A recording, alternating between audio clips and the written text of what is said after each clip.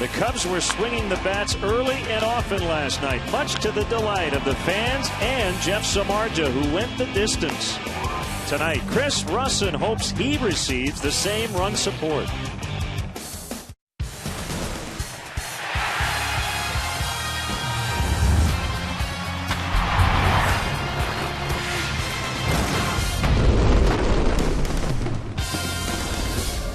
Been a disappointing season for the Nationals and their fans. Right now, 4 games under 500 and well out of the playoff race. We're set for Cubs baseball on Comcast Sportsnet. Game 2 of a 4-game series here at beautiful Wrigley Field. Great to have you with us, Jim DeShays and Len Casper. An 11-1 drubbing. The Cubs hit 5 home runs last night, but we forget Jeff Samardzija went the distance, one of his best starts. Yeah, maybe that storyline gets lost a little bit because of the outbreak by the bats, but Jeff Samardzija, very good last night. Not overpowering, didn't have a bunch of strikeouts. He fanned 5, but he didn't walk anybody. He was really able to command that fastball down and away to the right-handed hitters all night long. That was a real key for Samardzija. Very efficient, complete game through only 105 pitches. Yeah, he was efficient, got some early outs, and also able to really be aggressive getting those early runs from his team. And you see what the Cubs did there. The second time this season they've scored in double digits. 5 homers against this franchise for the first time in 9 seasons, and a career high 6 knocked in for Nate Scherholtz. It'll be left-hander Chris Russin for the Cubs tonight. Right-hander Dan Herron, who's been a lot better since coming back from injury than he was at the beginning of the season. Last night it was about the home run ball for the Cubs, and the wind is blowing out again, and they get their first baseman back in the lineup. Nationals and Cubs are next.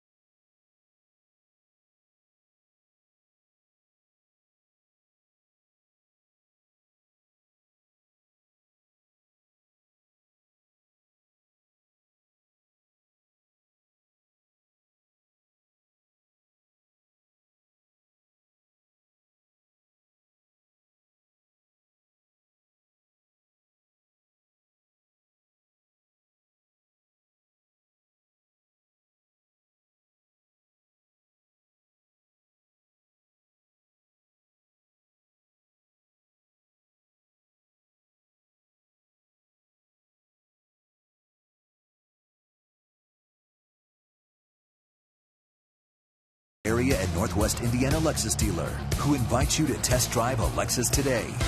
Blue Cross and Blue Shield of Illinois. Through it all. BMO Harris Bank. Helping money make sense. BMO Harris Bank. NA member FDIC. AT&T Uverse. Visit att.com/freeyourtv. Rethink possible. Ford. Check out America's freshest lineup at your local Ford store or at localfordstores.com. And by Southwest Airlines. Find our fares online only at southwest.com.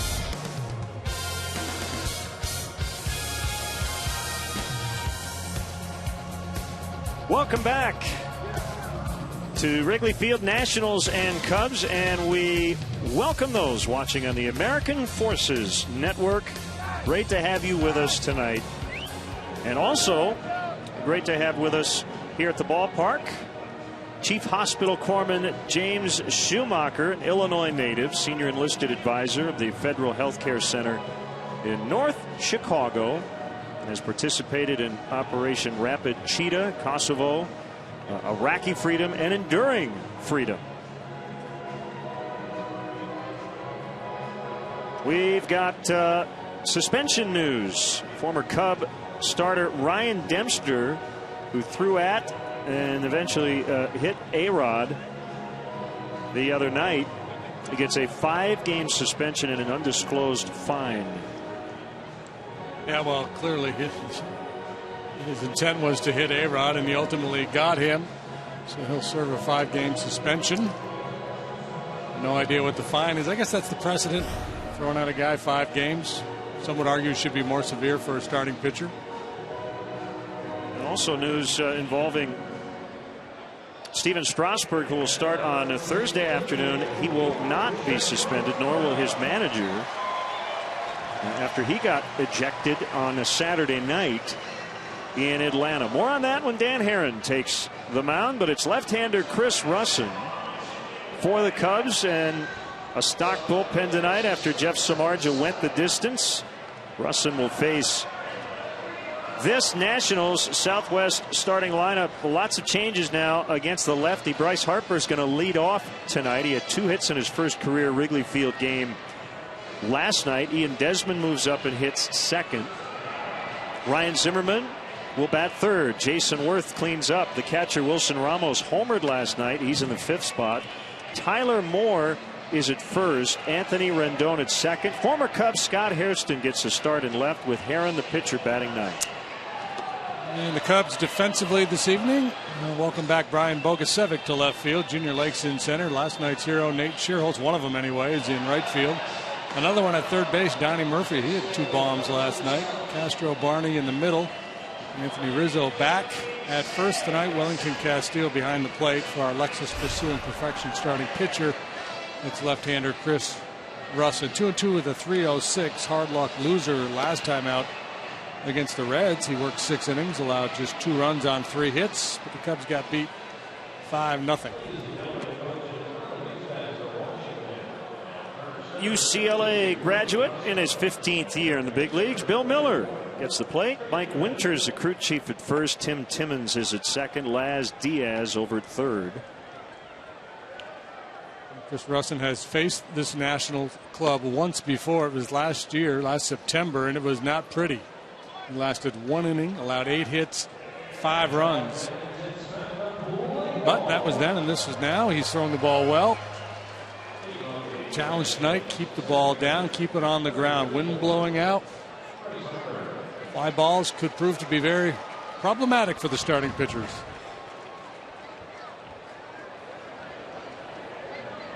So here is Bryce Harper. Still just 20 years old. He'll turn 21 on October 16th. He already has 99 career RBIs. And we're underway. Rustin likes to sink the fastball. He'll also cut it. Velocity below major league average at about 88 miles an hour. Good change. That one drilled into right to start the ball game. Harper very excited about coming to Wrigley Field for the first time. As I mentioned, 2 for 4 last night.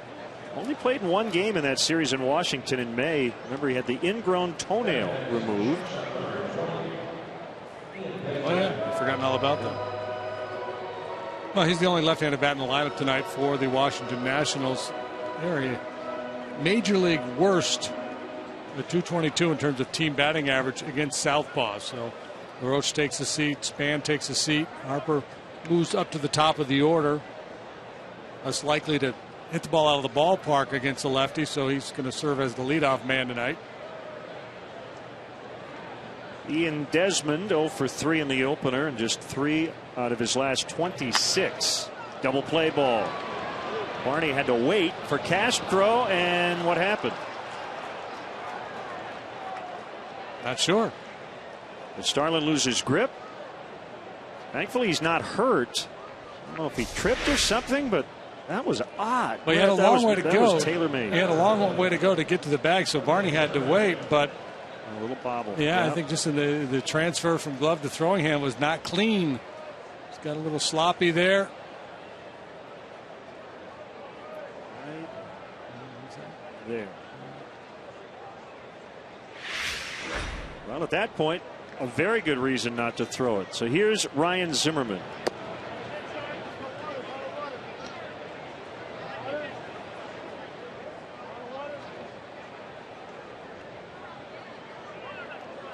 Timing is a funky thing in this game. Because Barney had to wait, there was no rhythm on that play.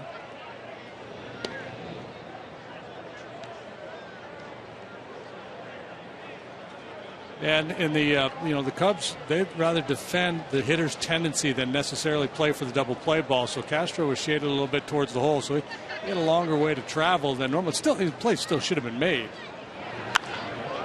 Driven into the left field corner by Zimmerman. Desmond has good wheels. He's coming around third. The relay throw by Castro to the plate. Safe. The ball kicks away. I think Desmond literally kicked it. And Zimmerman will move up to third. Desmond did not slide. It was a close play at the plate, and then the ball got out of Castillo's mitt. It's 1-0 Nationals. It was the Cubs who got the jump on the Nationals last night with 3 runs in the first. Now the Nationals draw first blood. They had a shot at him if everything went right, but the throw was up the line a little bit, and as Castillo tried to make the sweep tag, the ball came loose. And some confusion at home plate there as he goes in standing. I think his right foot hit the plate, and then the other leg hit the glove. But I don't know if Worth wasn't helping Desmond there or not. Odd to see him. Yeah, see Worth telling him get down, get down, get down, and Desmond, had Castillo been able to hang on, I think would have been out.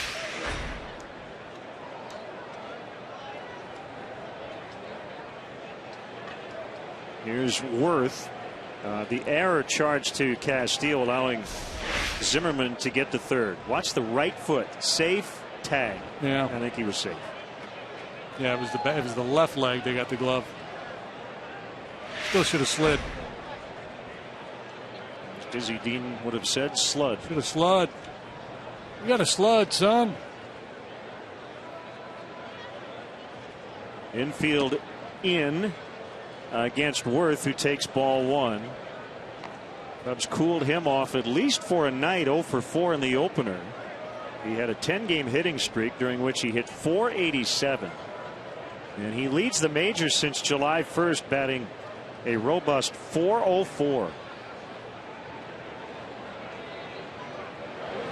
Talk about the Nationals' struggles against left-handed pitching. That does not apply to Jason Worth. He's hitting .342 against southpaws this year. He's .222. That's not only in the National League, but all of Major League Baseball.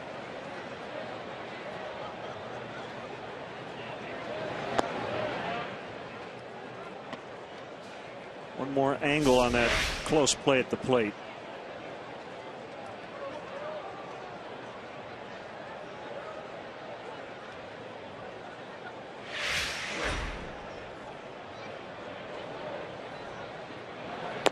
The throw's right on line. Castillo's able to block the plate, keep Desmond off of home plate, but he was off the line inside just a little bit.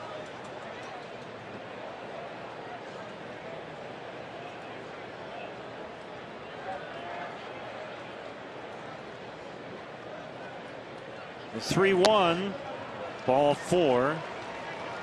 Talk about being charged with a tough error, though. My goodness, trying to make a sweep tag on a bang-bang play at home plate, and the ball gets kicked out of your glove, and you get charged with an error. In defense of the official score, they've got to account for every base gained. I don't know what other option he had. And it does set up another double play opportunity as the catcher Ramos will dig in. He homered for their only run last night.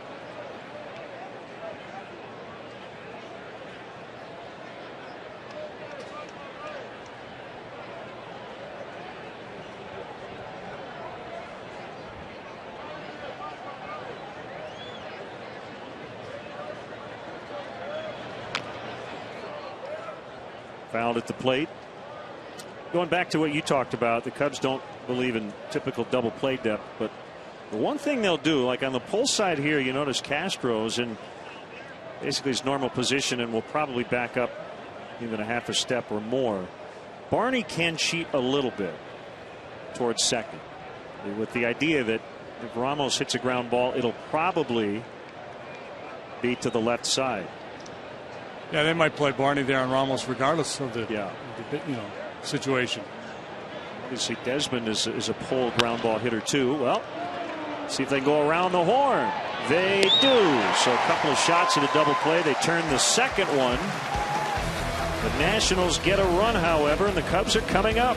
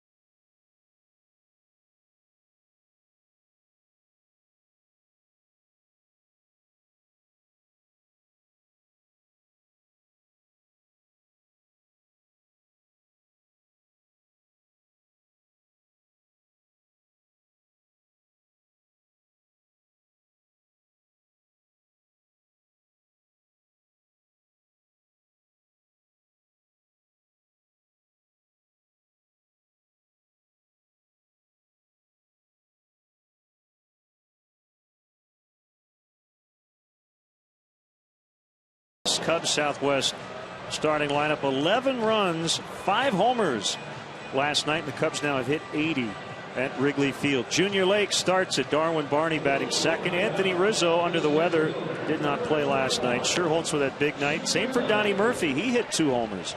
Bogusevic with his first action since the All-Star break. Castillo, Castro hitting 8th, and Russin the pitcher.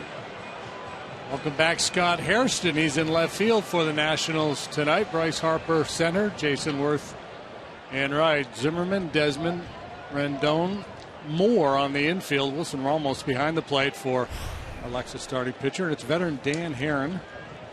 22 starts, 1 relief appearance. He's 7-11 with a 4.79. Those numbers not real good, but lately he's been outstanding. He's pitched to a 2.30 ERA his last 7 starts. Herron, in a nutshell, is a strike thrower who will give up some home runs. So he's not a good fit in this ballpark tonight. The Cub hitters, though, can't get too greedy. You try to pull that ball away, you're asking for trouble, and he'll just stay away to the right-handed hitters. He's lost a couple miles an hour off his fastball, so he'll cut it. He's got a very good split finger pitch. Pretty solid over the last 5. Is 1-1 hit on the ground by Lake, bobbled and dropped, and an error on Ian Desmond.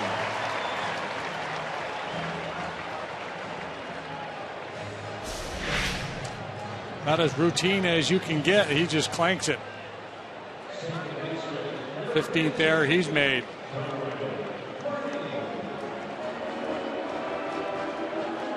Caught flat-footed a little bit instead of moving through the ball, which you'd prefer to be doing with Lake going down the line anyway. So Herron had a 6.15 ERA before going to the DL in late June with right shoulder inflammation. Since coming back in early July at 2.25. He faces Darwin Barney, and there's a strike.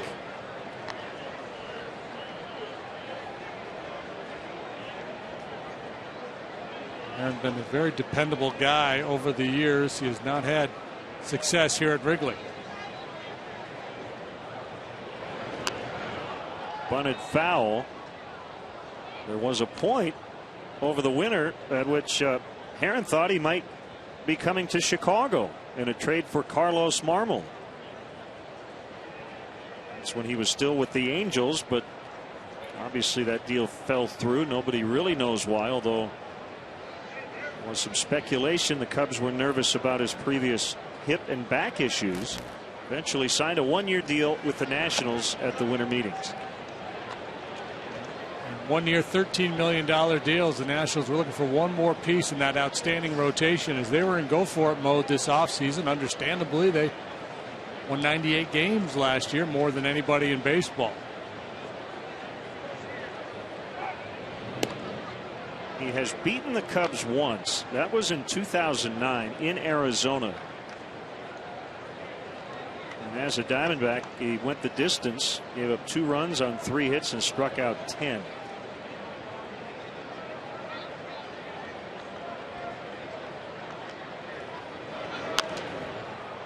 Fouled out of play. Makes 30 starts a year. Double digits in wins each of the last 8 seasons. And it's a pretty lofty company with Sabathia, Verlander, Halladay, and Cliff Lee. 05 to 13. He's been one of the winningest pitchers in baseball.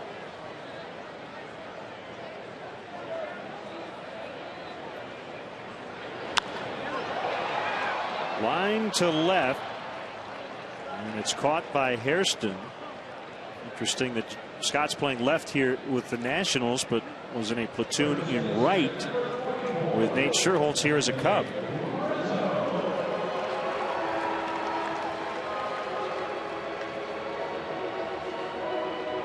Now Anthony Rizzo, I talked to him before the game, feeling better. He was not in good shape last night.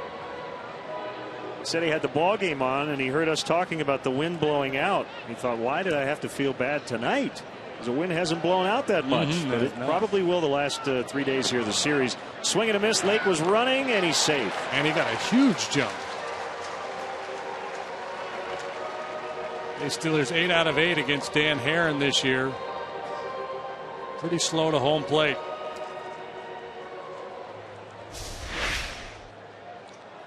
Tries to shorten his delivery with his leg kick, but still the arm action is pretty slow. Draws it back, fairly deliberate.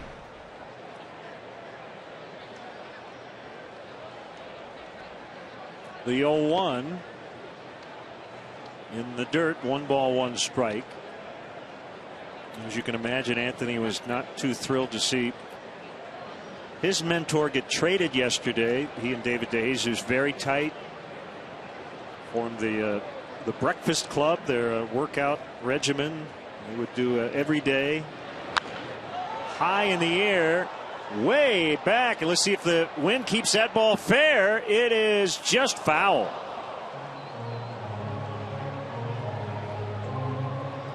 That looked like it was going to be 50 feet foul, but it had a shot.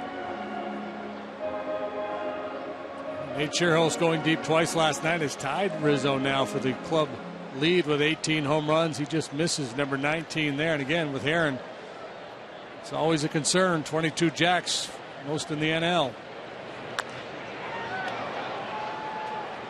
Worth in right. Lake holding at second. 2 down. Above Rizzo's locker is his nameplate, and he has now added DeJesus' nameplate, and next to his name is an Alfonso Soriano baseball card. So certainly gone but not forgotten in that clubhouse. A couple of veteran leaders.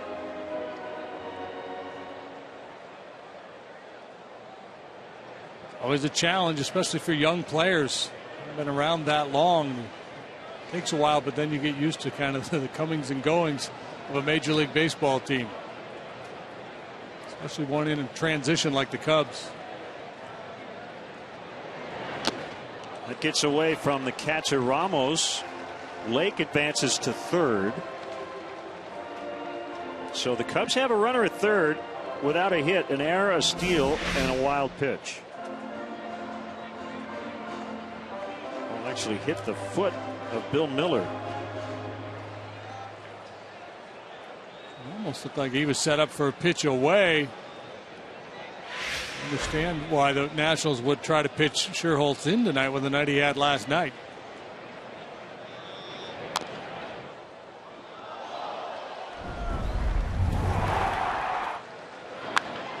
Hanging breaking ball from Jordan Zimmerman. High fastball from the lefty Abad, his first home run off of a left-handed pitcher. Threw in an RBI double just for fun. Career best, 6 knocked in. 1-2. Now you mentioned how durable Heron has been, and that's definitely the case. Last year he went on the DL for the first time in his career. Had back issues, still made 30 starts. It was the first year in the last 8 that he hadn't gone 216 innings. It has certainly been a workhorse. And then this year, the shoulder inflammation.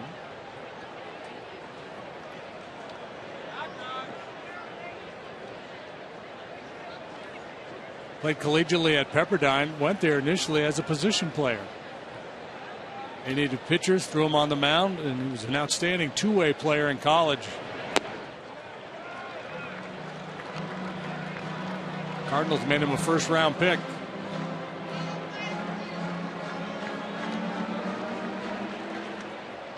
Struggling to locate here. That's atypical. Just 23 walks all year for Heron. He's kind of in that Adam Wainwright category in that regard, and he strikes out Nate Sherholtz. The Cubs lead Lake at third. 1-0 Washington after 1.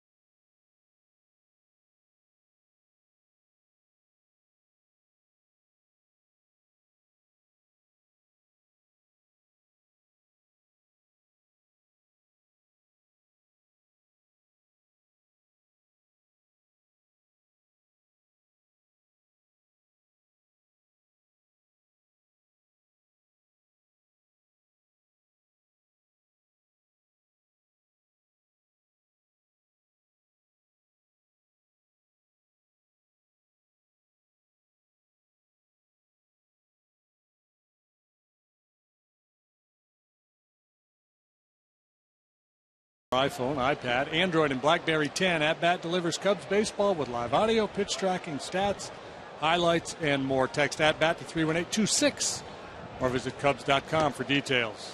Underway in the second, Tyler Moore in for Adam LaRoche. And playing first, takes a strike. 1-0 Nationals. Limited playing time at the big league level this year for Moore, and good numbers down at AAA Syracuse, and have been really hot of late.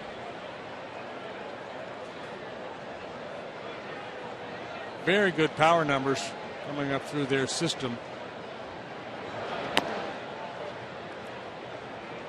Like 31 home run seasons in A-ball and then Double-A.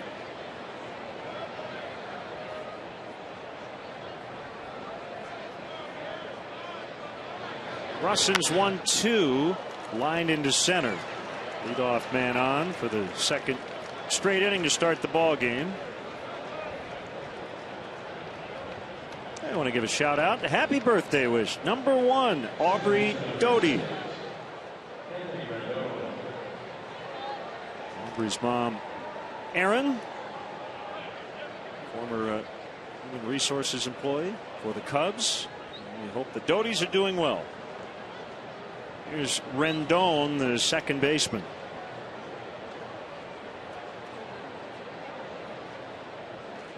End of the season as the Nationals' #1 prospect, according to Baseball America.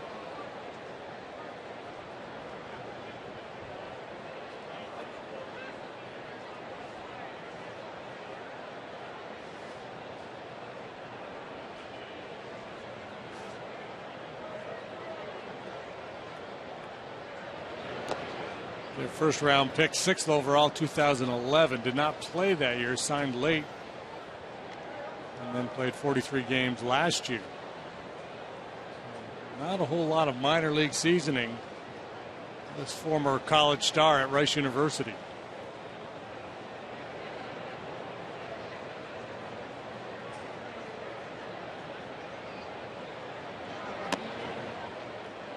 Two and one. You go back to July 22nd, almost a month ago, and you combine Chris Russin and Jake Arrieta, and you get a 1.93 ERA over 7 combined starts. 5 of those starts belonging to Russin.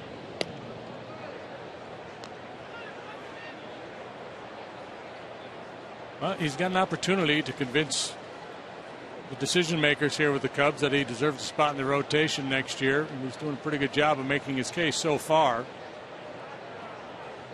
There's the right-hander Arrieta. He'll pitch tomorrow night. Well, Chris was arguably the Cubs' best pitcher in spring training. He was not really on the radar to make the club. But when you combine that with what he's done now in the regular season, he certainly is very much on the map for next year.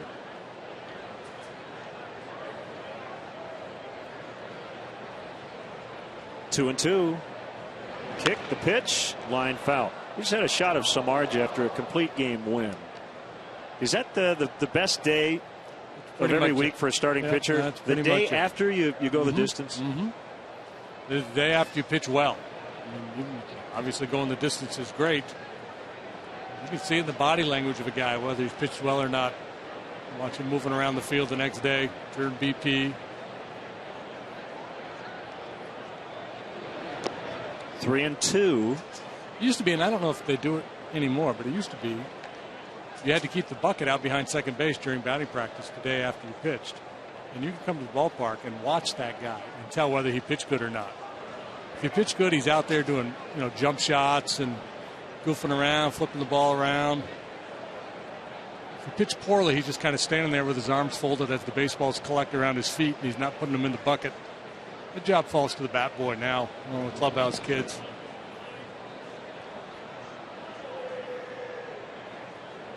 And it also used to be next night's starter would have the clipboard, be charting. Really don't need that anymore either.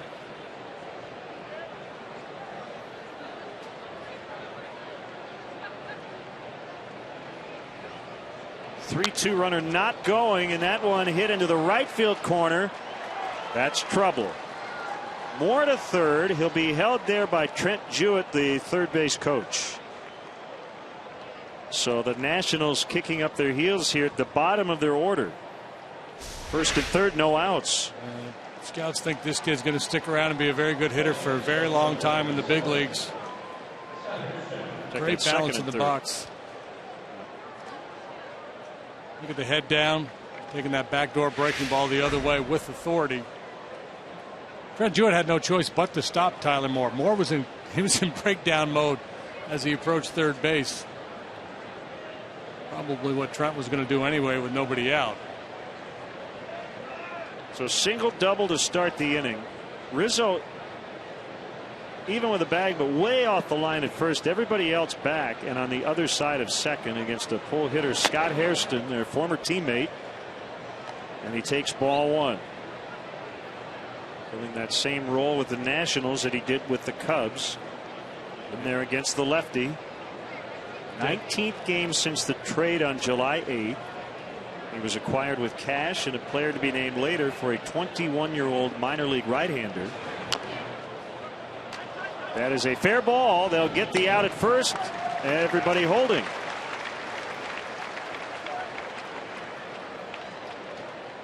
One big out. Tapper out in front of home plate. That was kind of fun because Rizzo had a long way to go to get to first base. There was plenty of time. In exchange for Hairston, the Cubs got Ivan Pinheiro and a player to be named later. Pinheiro in 6 starts at High A Daytona, 2-1 with a 3.18. Here's Herron with all the infielders in. That was a big first out. Herron can swing it. About his performance in college as both a hitter and a pitcher, he was outstanding.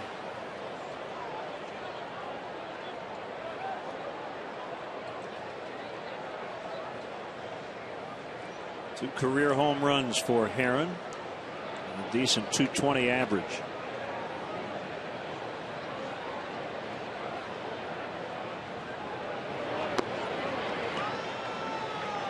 Oh, 0-2.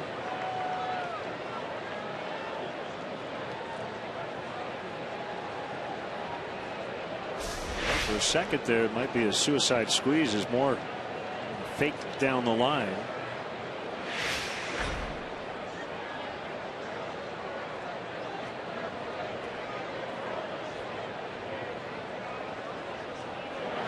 And he got him. 2 down.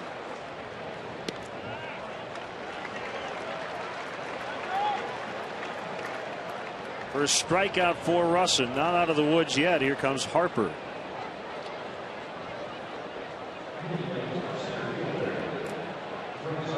Right about now, Trent Jute's probably wishing that Moore had been running a little bit harder as he came into third base. Maybe he would have taken a shot trying to score him. But nice job by Russin.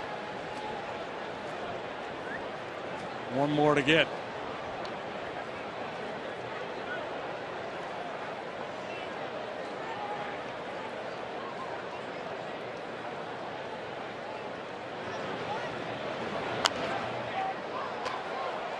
Russin pounces on it, and that's the inning. So Chris Russin finds the escape hatch after the first 2 got into scoring position. 1-0 Nats.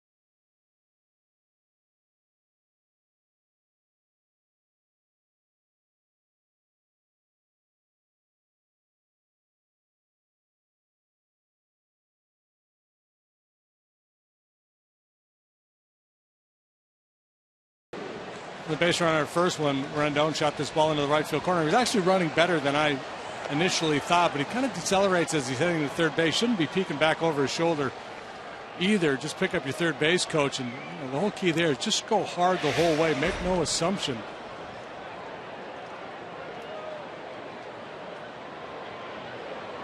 Tough habit to break for some base runners, though. They have a hard time putting it in the hands of that third base coach. Donnie Murphy, 6 home runs already as a Cub. That has tied his career high set with Oakland in 07. The thing I didn't realize about Donnie Murphy was the opposite field power. He can drive a fastball. Drives that ball. It was not a fastball into the gap in left center. Big turnaround first. On his way to second, and he's in sliding with the double. Donnie baseball strikes again. My goodness, what a nice roll he is on. What a fun story. 30 years of age. Journeyman guy who's battled injuries. So talk about making the most of your opportunity. Been on fire since joining the Cubs. A splitter that time from Heron. Yes, he had 18 home runs and 640 plate appearances as a major leaguer coming into this season. The Cubs, he's hit 6 home runs and just 49 plate appearances. Good to see Brian Bogusevic back in the lineup. First action since he got injured right at the end of the first half. Strained hamstring bothered him for a bit, eventually put him on the disabled list.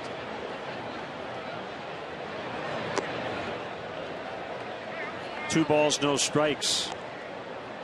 Brian had a great spring, hit .410. Did a great job at Iowa, .319 before coming up. I think only had one rehab game there after batting in Mesa as part of his rehab assignment. Looking at AAA average down a couple of points.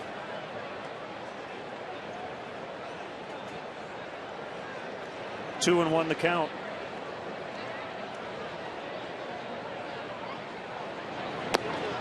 Really works hard to try to stay through the ball. And when he drives the ball, he's got tremendous power. He's not hit a lot of home runs in his career, but you watch him take BP, and he'll hit some monster shots. He has a tendency to roll over, hit the ball on the ground to the right side, which in this instance wouldn't be a bad thing. Get that man over. He's looking for more, though, especially on 3-1.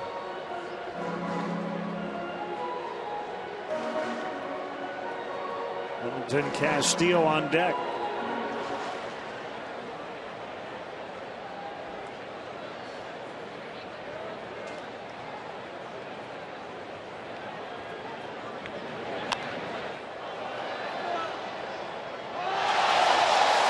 My goodness, somebody must have made a play down there.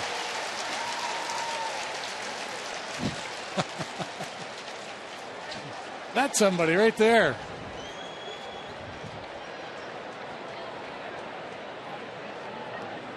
Full count, 3-2. Here it is. He does bounce to the right side, and that will get Murphy to third. Moore takes it to the bag unassisted. One away.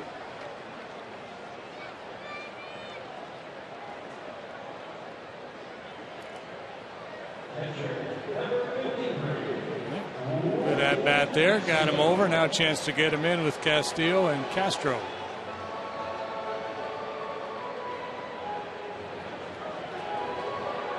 Starlin down to the 8th spot with a 1-for-23 start to the homestand. But he's in the lineup. Well, he may not love hitting 8. It certainly beats hitting 10th in a 9-man lineup. Called strike on Castillo. Interesting the different strategies with the similar situation. Dale Swaim had the infield in. Here Davey Johnson keeps his guys back, which is more conventional baseball. About old school baseball. Early in the game like this, you're willing to trade a run for an out, but you see it more and more now. Managers pulling that infield in earlier in the ball game. 1-2. Talk to some managers that feel like, well, they don't feel like they're giving up that much. If you think about it, how many times do you see that base hit through the drawn-in infield? Not that often. And get it in the hitter's head a little bit. And it certainly forces the base runner at third when the infield's in to make a decision. He's not going on contact. Here, ground ball to the middle of the diamond. Murphy doesn't have to do any thinking. Just trot home.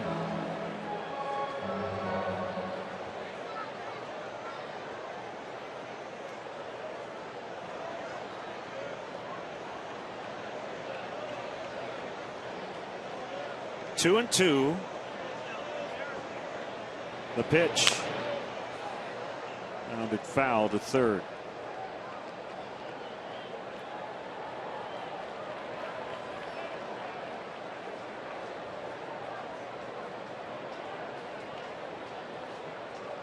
I think they'd want Murphy to be aggressive here, try to score on anything but a comebacker to the mound.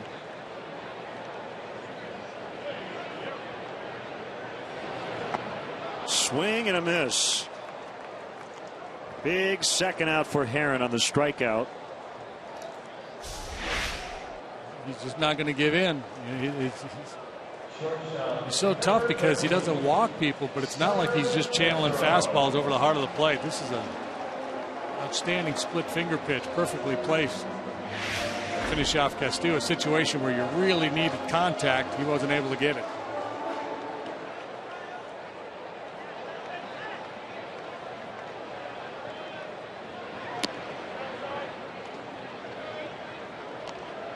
Aaron can be careful here with Castro, the pitcher on deck, and a couple of bases open. A situation where Castro's probably going to need to be a little aggressive. I mean, you can't just go flailing away at everything here, but with the pitcher on deck and 2 outs, you should be willing to expand your strike zone to try to drive in that run. I saw those numbers briefly. 31 previous starts in the 8 spot. He's hit .309 in his career with an .879 OPS. 3-0.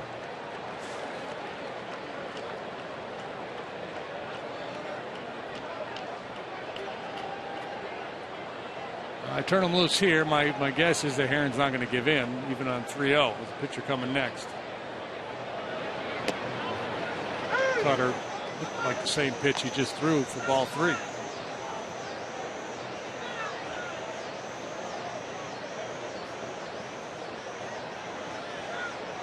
Try to jam him. Got lucky, missed his spot, left it out over the plate.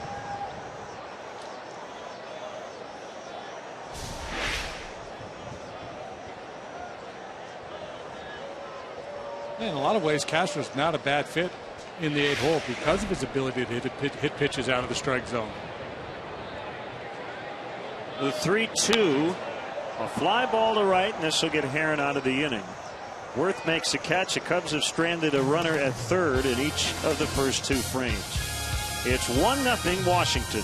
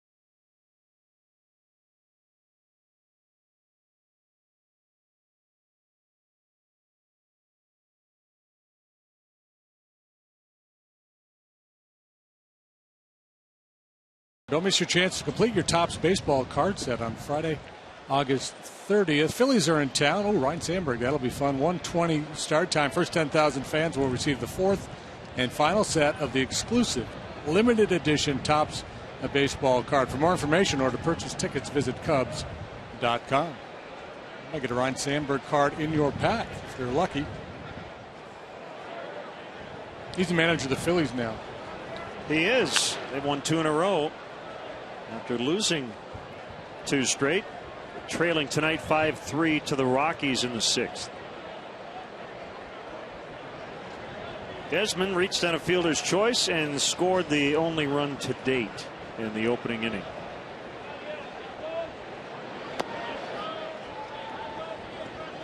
Probably should have been a double play ball, so we should be in a scoreless ball game, but we're not. Good against the Cubs this year. One of the better offensive shortstops in the game. Could be wrong, but I think Desmond is now the longest tenured national after Roger Bernardino was cut loose to make room for David DeJesus. Desmond was, and I mean in the organization, he was drafted as an Expo in 04 out of Sarasota High School in Florida. He cracked his bat as he singles into left. Time now for our Coors Light freeze can. That's at close play at home plate.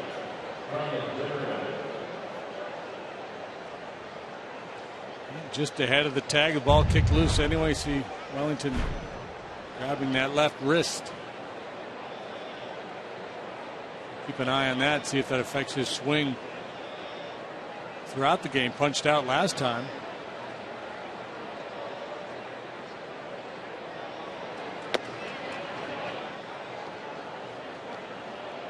Zimmerman with the RBI double in the first. He's been hot as of late. For his last 11 games now, 10 hits and 7 walks, including tonight.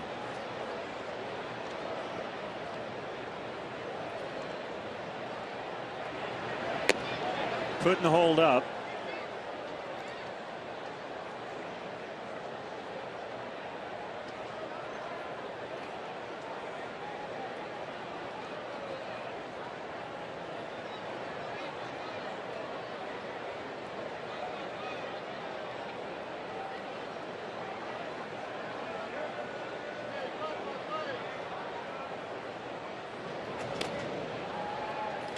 Well, it's really subtle in terms of bat length. Half an inch here, an inch there. But there are just certain guys you can just tell that's a big bat. Yeah, he's got one of them. A long swing. And he lines out, and he lines into a double play. 5-3. Desmond could not get back in time. Despite the fact that Tony Tarasco, the first base coach, I'm sure said, hey, freeze on the line. He didn't freeze. He's out.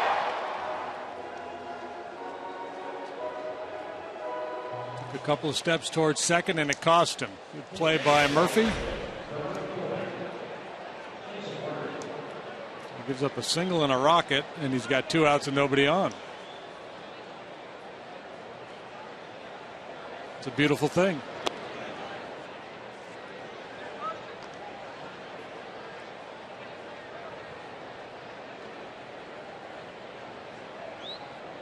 Miller. Go ahead. It was Miller tapping the top of his head, telling Tim Timmons out at second base to move.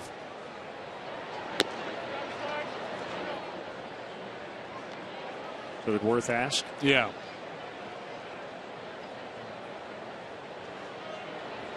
Can't ask the defender to move, but the umpire, yes. Off the end of the bat as he lines out to Bogusevic. Hard hit balls in the inning, but the Nats do not score. They lead the Cubs 1-0.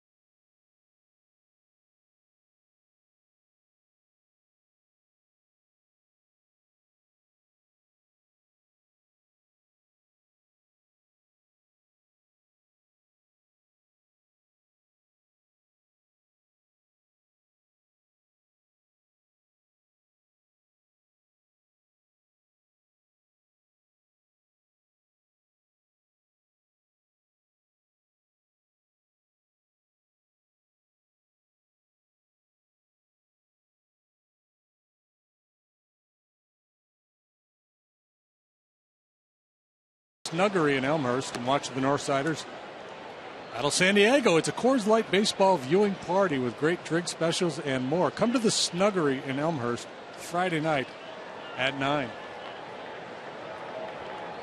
Bring your Snuggie. And send us your comments as well on tonight's game through Twitter using hashtag Cubs Talk, and we will read one back later in the game. It's our AT&T tweet.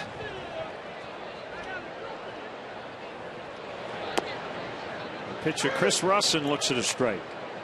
So Dan Herron's last outing ended up resulting in his first career save. He pitched the 15th inning in the Nationals win at Atlanta. That was on Saturday. It was his throw day, so he'd already thrown a bullpen 5 hours before that. Needed 23 pitches. I haven't heard that they would shorten him up at all necessarily tonight, but we'll see how it goes. Steven Strasburg was ejected early in that game. Little did he know that the game would last 15. The Nats and Braves have had a tense relationship this year, to say the least. Bryce Harper's been hit multiple times. Strasburg bunking Justin Upton, and then this sequence here against Andrelton Simmons, bizarre. Way outside on a curve, behind him by about 5 feet on pitch number 2, and then this one right behind his rear end on pitch number 3, and he gets thrown out as he gives up a run. It took a while for the ejection to come, but clearly he was trying to get Simmons as he got Upton earlier, and I think they were just a little tired of Harper getting hit, so they were in 2-for-1 mode. And they got Upton, but they wanted more. But nobody could prove that he was trying to hit him, according to MLB, so no suspension. Intent's a really tricky thing to try to sort out. But the only time here recently I can think of where a guy just pretty much said this is why I did it was Cole Hamels, who hit Harper last year. Yeah. Got suspended as a result. So Ryan Dempster got suspended for hitting A-Rod, but they were able to make the determination in that case that it was his intent to drill A-Rod. I mean, it's pretty apparent. But to me, it was pretty apparent that he was hitting Upton and Simmons too, or trying to hit Simmons. Strasburg said, "I really can't explain it. Just didn't really feel good out there. Couldn't hit the spot." I guess the question would be, Stephen, what spot is it? That would be the fourth rib. I mean, the first thought there is he injured? Right, as wild as those ones, you know, if he's not walking off the field holding his shoulder or elbow, then you got to believe he was trying to dot him.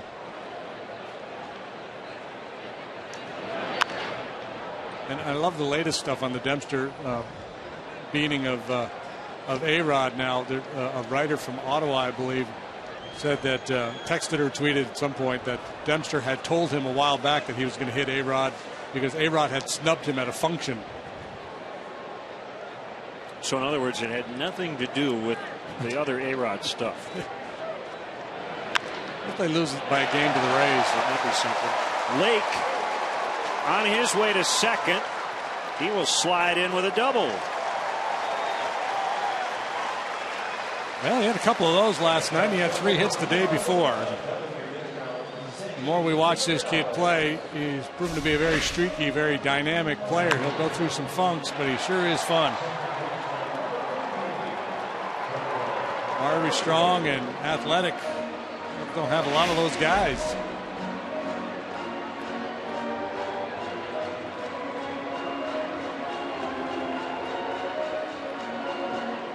Better keep a close watch on him. He may have designs on stealing third base.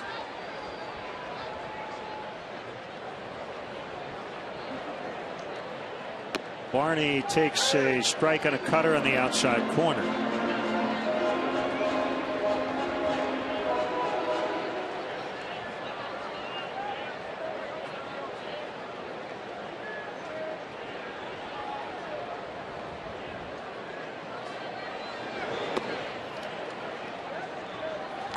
Interesting. Yasiel Puig showed up to the ballpark in Miami tonight over a half hour late and has been fined by the Dodgers. According to Don Mattingly, he was not in the lineup. Mattingly said that had nothing to do with him being late. It was for baseball reasons. I guess Puig got stuck in traffic, which can happen in Miami. That can happen anywhere. But still, you're not at the ballpark on time, you're late, you're going to pay a fine. That's right. Not a big issue. It becomes a big issue if it happens again.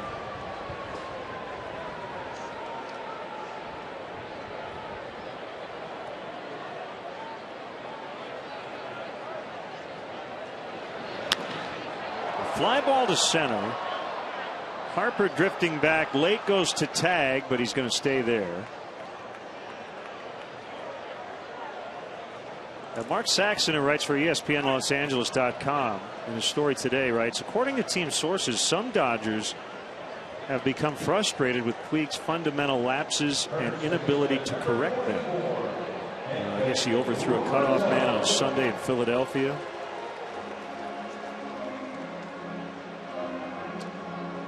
Got upset last night at John Hirschbeck for a borderline strike call. Yeah, he's kind of a volatile guy. I mean, you can see it in the way he plays. So that's to me, that's the biggest part of managing a team, is managing people and personalities and getting the most out of each guy and trying to blend that whole mix. I mean, clearly he's a young player who's going to need to kind of grow up in some ways.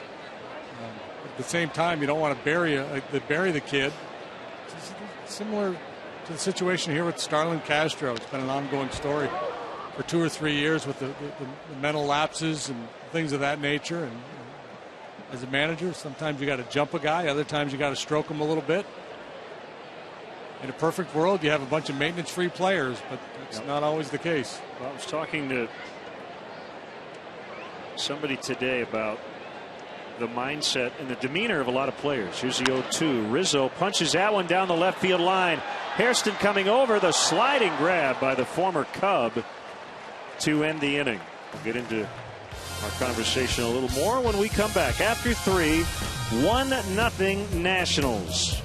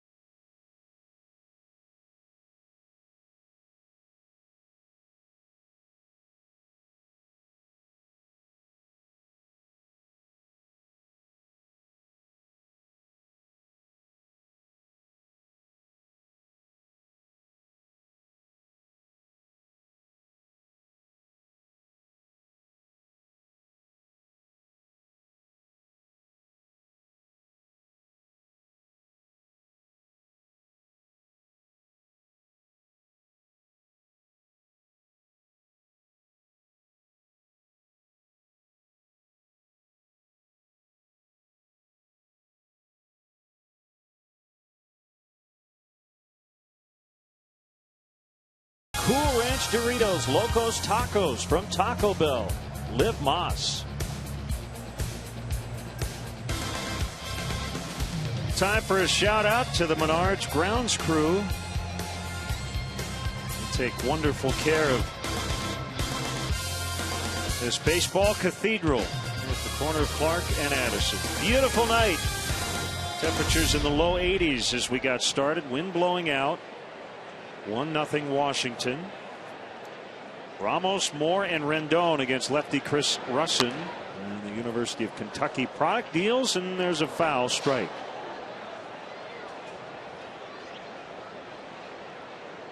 So to kind of finish the story, talking about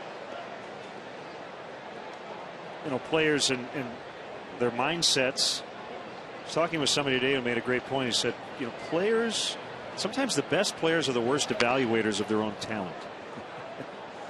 And by that, certain guys think they're better than they are, and that's what makes them really good. And the kind of a naivete. The brashness and cockiness with which Puig plays, some of that helps him make him as good as he is. I think of A-Rod a little bit. That is foul. I can't get inside his head, but it sure seems like there's a little bit of a lack of self-awareness in terms of how a lot of the stuff he's been doing lately looks in the public eye. Clearly, he's able to block some of that out. That comes off as a bad trait right now. But over the last 20 years, part of that personality has made him a Hall of Fame caliber player. And so there's this really weird kind of tug and pull in that regard. Sometimes the most self-aware players get in their own way. Yeah, and sometimes really smart guys get in their own way, overthink things. I always felt like you need a little Lenny Dykstra in you. Kind of just keep it simple. And another great example would be the all-time hit leader, Pete Rose. Sometimes, and still to this day, says things that just make you scratch your head. Ramos is going to reach. Russin had one shot. Just could not pick it cleanly. That'll be an infield hit. Yeah, that's a very difficult play for a pitcher to make once the ball gets past you and you're kind of trying to chase it down. If it's rolling towards you and you're trying to barehand it, that's one thing. But seeing this ball's by him, that would have been a very difficult play to complete, even with the catcher going down the line. And Murphy was back. He wasn't going to get there.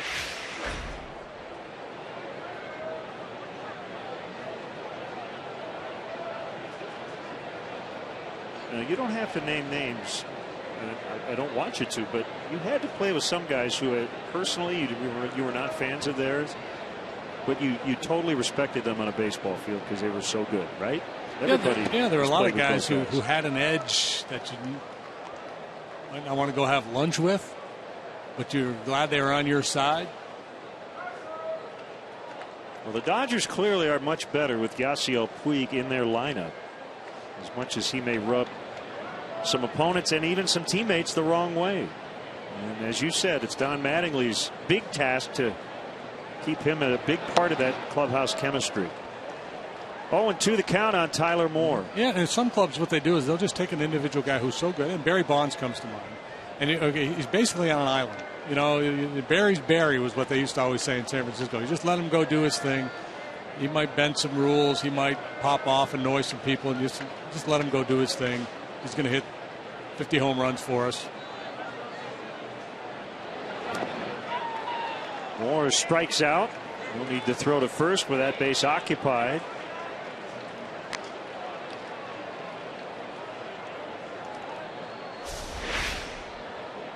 Been a battle here for Chris. He's given up a leadoff single in every inning.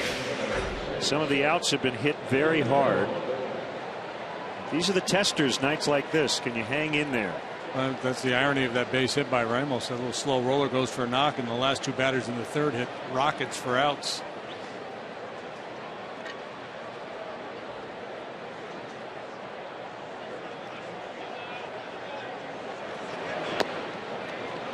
Rendon takes a strike.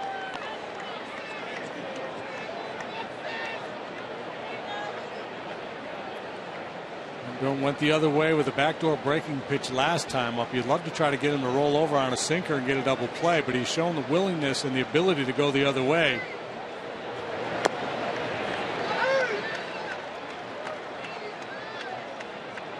That may put the cut fastball in more in play.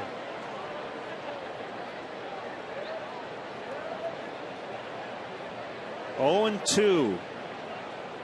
on the rookie. The pitch. 1-2. Mentioned Rendon went to Rice. Before that, Lamar High School. Hit .570 as a senior in high school. Was a college freshman of the year according to Baseball America in '09. Hit .388 that year for Rice. And then the following year, as an underclassman, he was Baseball America's College Player of the Year. 30-year history of the award. Underclassmen had won it just 3 other times. Robin Ventura, John Olerud, Mark Teixeira.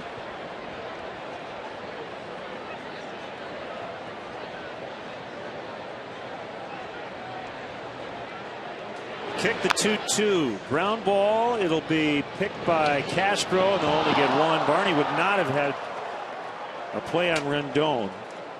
So 2 outs in the inning. Just wasn't hit hard enough for 2.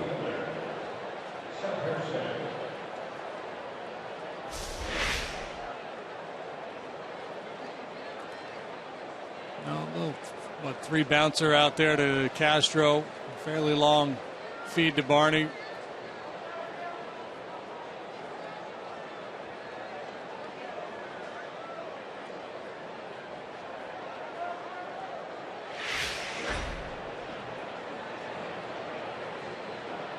Hairston, who saved a run with a nice running sliding catch to Rob Rizzo in the bottom of the 3rd. Well, I don't know how much Hairston and DeJesus ultimately will help the Nationals on the field, but they certainly acquired 2 great professional guys.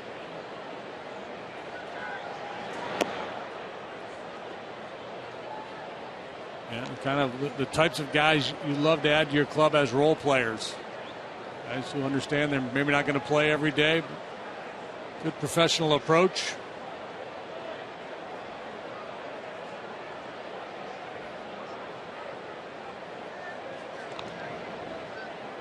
Scott comes from a great Major League Baseball family.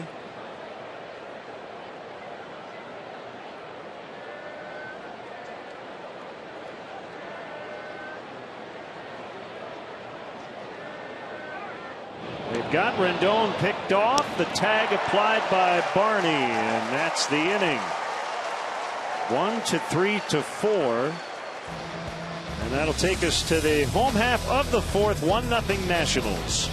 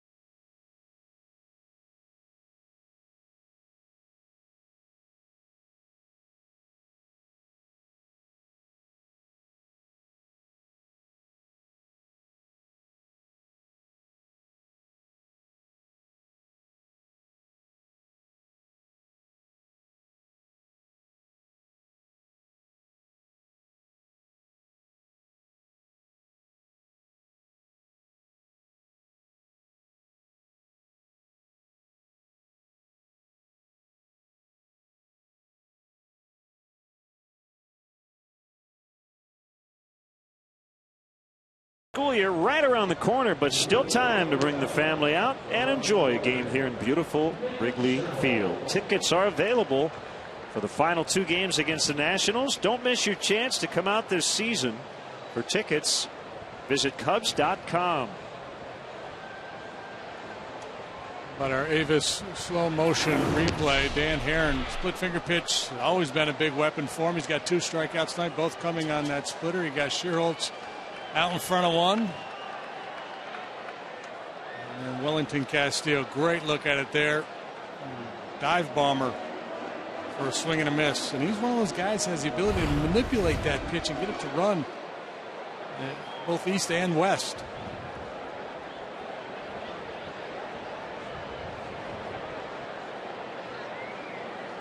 I like what Dale said about Schierholtz. He said he's streaky, but it's short streaks. I haven't seen too many long slumps or long streaks, but he'll just all of a sudden he'll knock in 7 in 2 days. He'll go 0 for 8 in the next 2 days and have 3 hits. Yeah, and I think a lot of that is he doesn't walk a lot. He likes to swing the bat. He's pretty aggressive. He gets into a stretch where pitchers are challenging him, giving him pitches out over the plate. He's going to do a lot of damage. Foul back.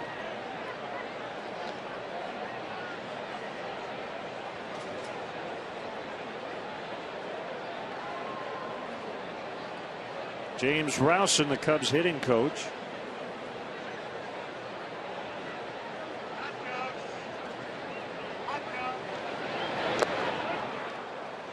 Schierholtz has struck out his first 2 times. The only 2 punch outs in the early going for Herron. Well, the Blue Jays and Yankees playing a day-nighter in New York. The Yankees winning game 1 8-4 earlier today. And Ichiro now has 3,999 combined hits in Japan and the majors. What a career. Not in the lineup for game 2. In game 1, Robinson Cano had 4 hits, including the 200th homer of his career. Triple short of the cycle. Ichiro with a single and a double. There's still 6 out in the wild card.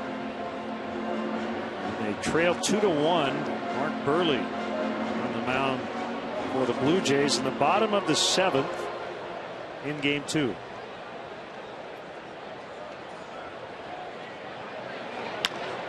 Murphy rolls one to Zimmerman at third, and he slings across for the out.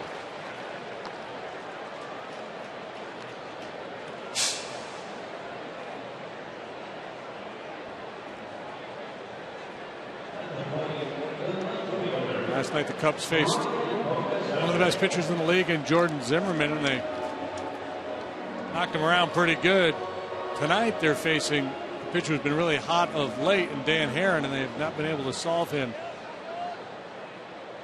as of yet. And again, that split finger has been the best pitch for him. The hitters have been out in front of it.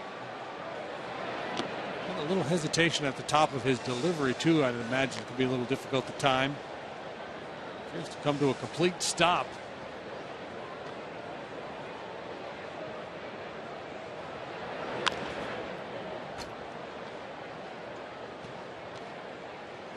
I don't know if you saw this. Did you see what the Red Sox did travel-wise? I did not.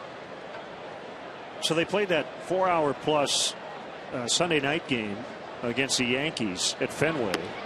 Then they had to fly to San Francisco.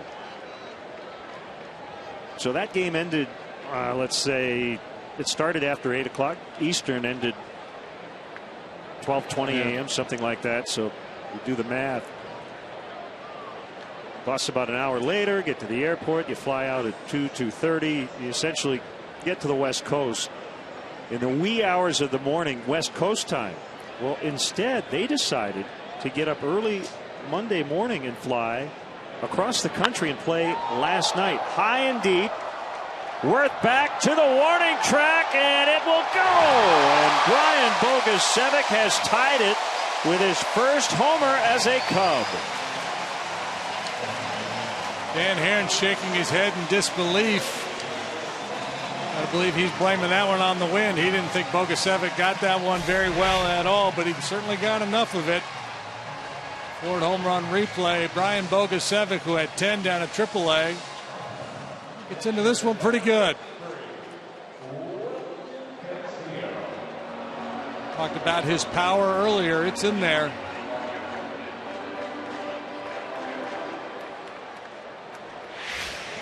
Disbelief. 12th career homer for Bogusevic. And a 1-1 tie. Yeah, so they got up early Monday, flew to San Francisco yesterday, and then beat the Giants 7-0. Yeah. Very rare to see a team travel day of. Castillo grounds out to third. Brian Bogusevic with a 2-out homer. Aaron saying that's terrible. Well, that's the conditions tonight, and it was a splitter. It was up. Bogusevic made him pay.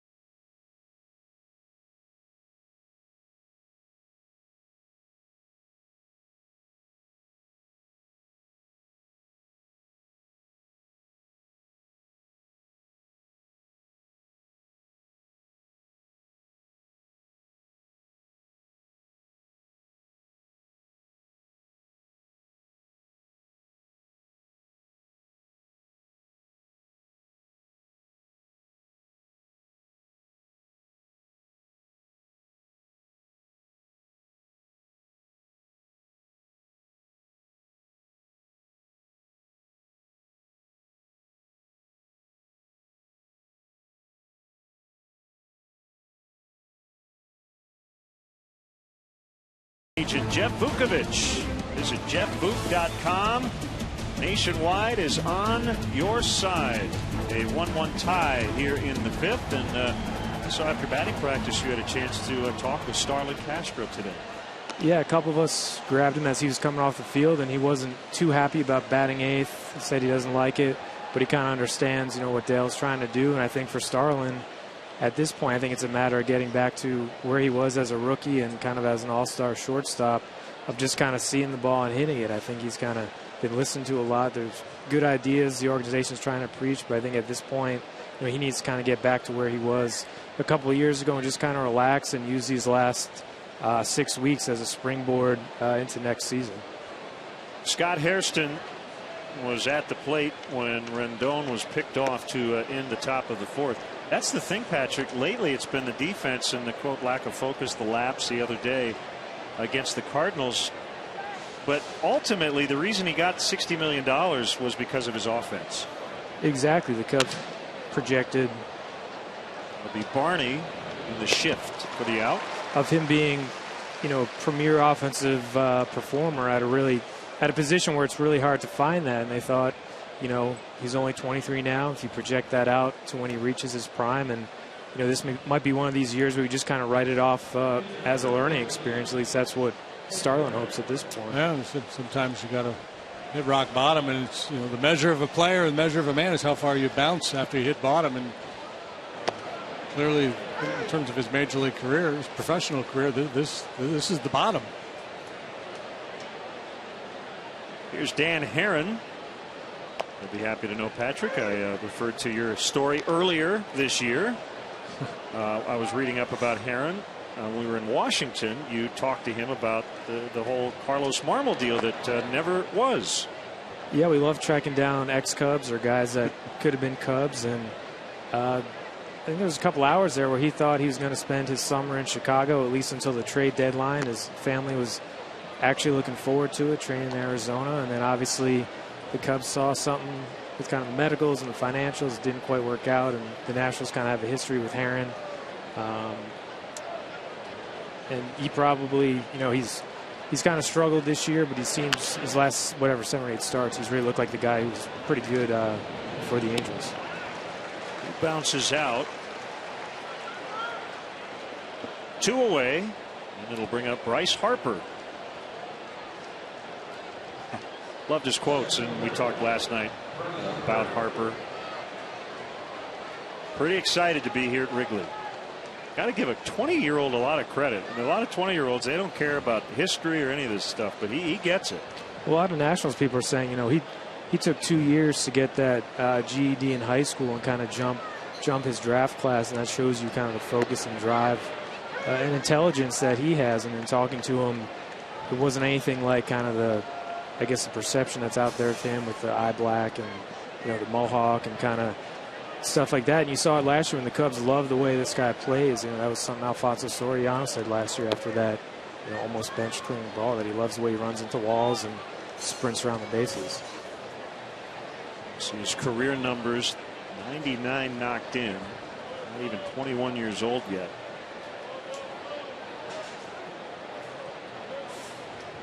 Russins 1-1, and Harper could not hold up. 1-2. He missed about a month because he ran into a wall earlier this year. I suggest that he not run into the wall here. He probably missed more than a month.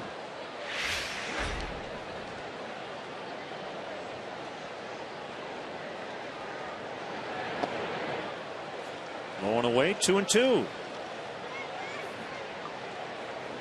Patrick, when you get tweeted by fans, do they ask more about the minor league guys or the big league guys these days? They want to know more about Baez and Almora and Bryant. Oh yeah, they want to know when they're getting here. You know, and if they hear, you know, summer 2015, I think that's not exactly, you know, they want to see next week basically. But if you look at the kind of what people are reading and what they're talking about, the buzz is all about, you know, these guys are in a Class A level, which is kind of weird for a big market team like this, but that's where they're at. 2-out walk. Some will come faster than others. It always does, and a lot of it just depends on the team and their timetable and whether they want to push guys or not. And this is a great example here. Desmond Rendon, the second baseman, it was their first pick 2 years ago, did not play in 11, sparingly last year as a minor leaguer, and boom, he's in the big leagues. Well, you know, when they brought him up, you know, they thought they had a chance to win this year. So, you know, people might say, well, if Rendon got there, why not Bryant, a college player, first, you know, top of the draft type guy? And that would be a model you could look to, but there's no guarantee Bryant's going to be here as quickly as Rendon. Could. One strike on Ian Desmond.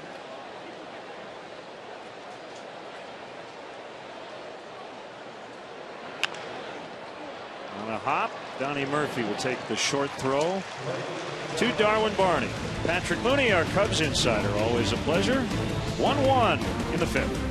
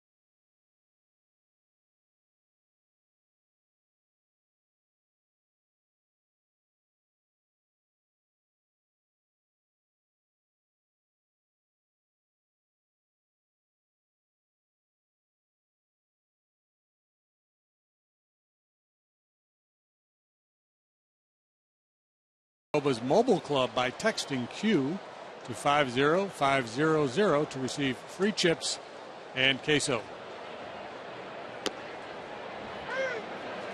Underway in the Cubs' fifth. Castro, Russin, Lake.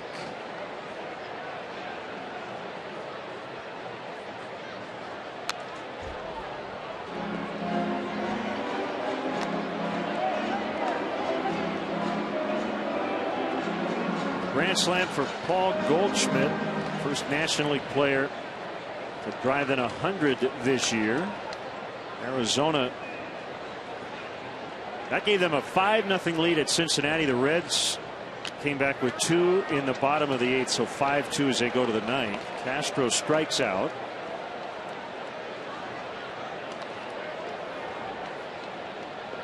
Hey, Cub fans, join Cubs board member Todd Ricketts on August 25th for a charity 100-mile bike ride that starts and ends at Wrigley Field. After the ride, celebrate on the outfield with a performance by Bodines. For exclusive details, go to worldbicyclerelief.org.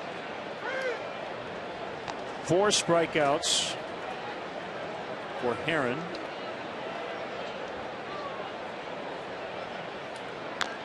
One bounced foul by Russin. 0-2. That's an important series between the Reds and the Diamondbacks.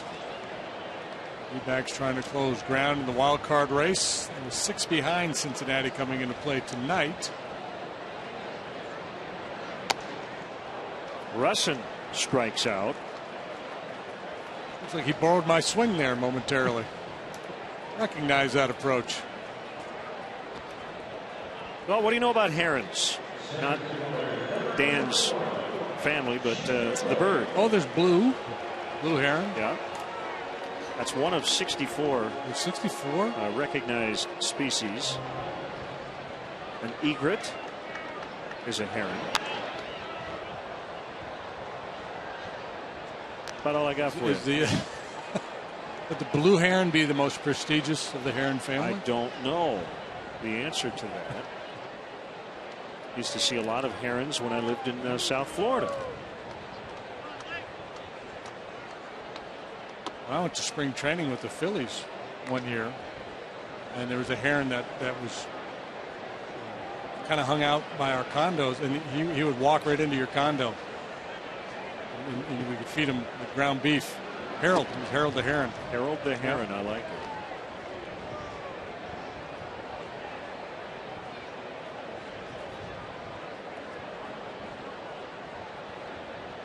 I have 4 toes. 3 pointing forward and 1 backward. His delivery is somewhat heron-like. That's a good call. There's a bad throw by Ryan Zimmerman. We talked about it last night. He's had some issues. Yeah, last couple of years he's really struggled with the throwing, and that's been the case again this season. It's that throw, that routine play. Yeah, the charge on the slow roller where he kind of flips it underhand, he's fine. It's his 18th error, 13th throwing error this year. Clearly Lake's a guy with his speed is going to put pressure on an infielder. That might have been part of the equation, but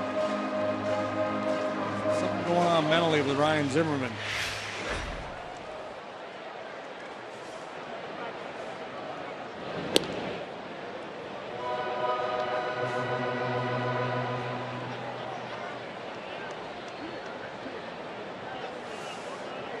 So the 2 errors by the Nationals have allowed Lake to reach. Desmond in the first and Zimmerman here in the 5th. Right, it's always hard to attribute that to the player's speed. You just don't know what's going on in the defender's mind. But clearly Lake's a guy who's going to get you out of your rhythm a little bit.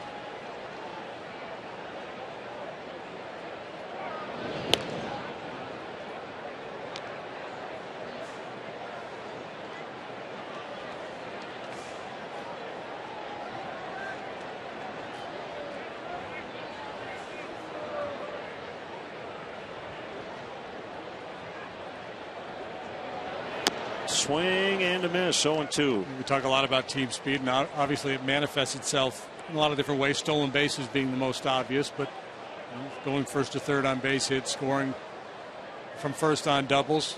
Hard to quantify, but imagine somebody's doing it. Speed guys, how much do they influence errors? Is there a stat? Well, someday we'll have a stat. Errors induced. Defense is pressured.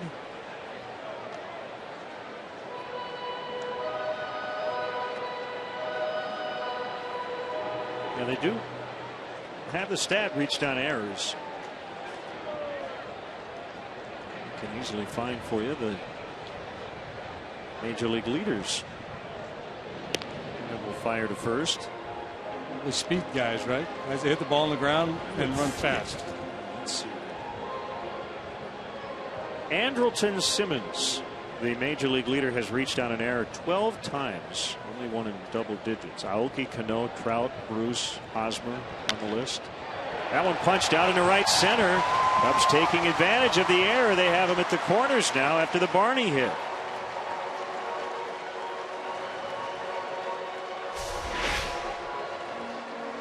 Strikeout to start the inning. Then the error by Zimmerman opens the door.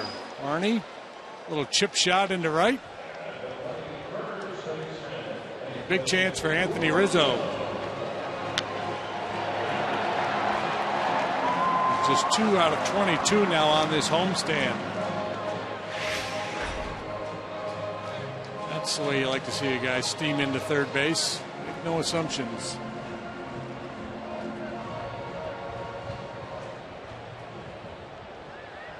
Anthony just missed a home run first time up. Deep drive right down the right field line, but just foul. Rizzo and Castro on this homestand have combined to go 3 for 47.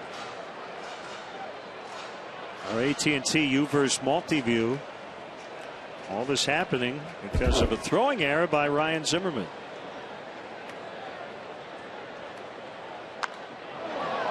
Lined foul. Hit it hard, but hard to do anything with that pitch. And cutters into the left-handed hitters and then splitters away. It's been his MO tonight.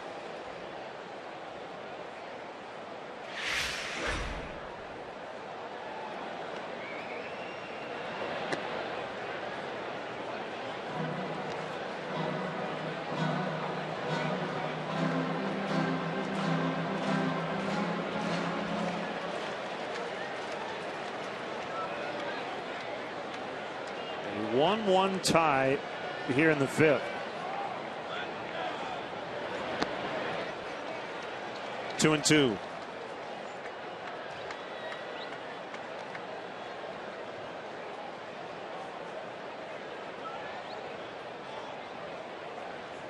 A guy like Heron, if you're Anthony Rizzo, you're not so much concerned with him throwing it by you. It's just which side. Where's he going to go? Is he going to go cutter in or splitter away?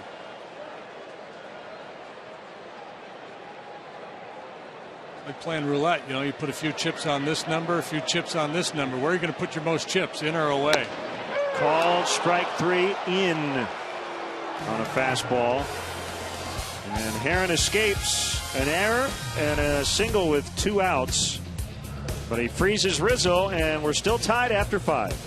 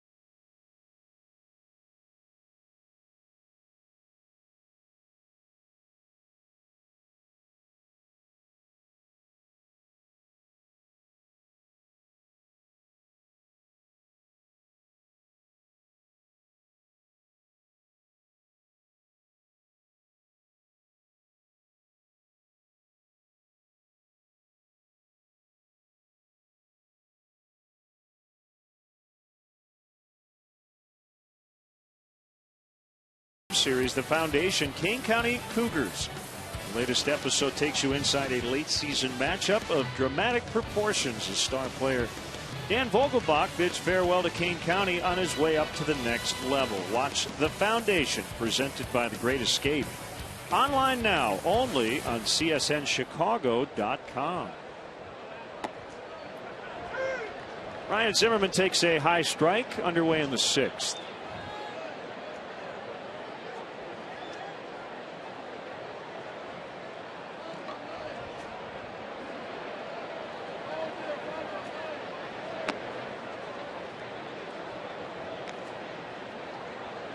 Mets leading the Braves 4-3. They're in the bottom of the 7th. Marlon Byrd has hit his 21st home run.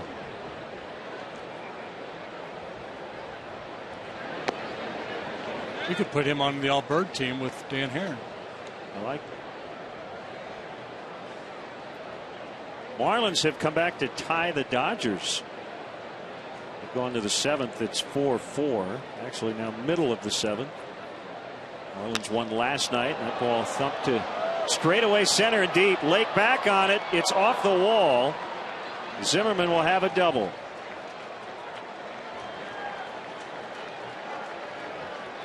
Second two-base hit of the night, and the other at bat he lined into a double play. Yeah, Chris Russin has not been able to fool Ryan Zimmerman in the least this evening.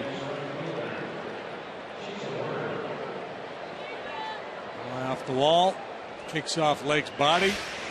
Leadoff double. Russell's allowed 7 hits now, a couple of walks, but just the 1 run. And right-hander Blake Parker gets loose. Here's Jason Worth. He's walked and lined to left.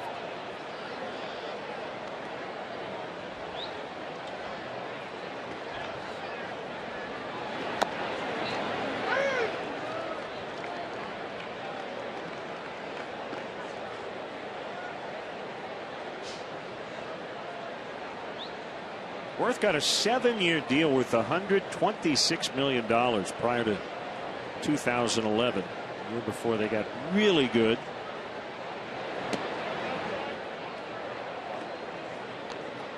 The Nationals took a lot of heat over that signing.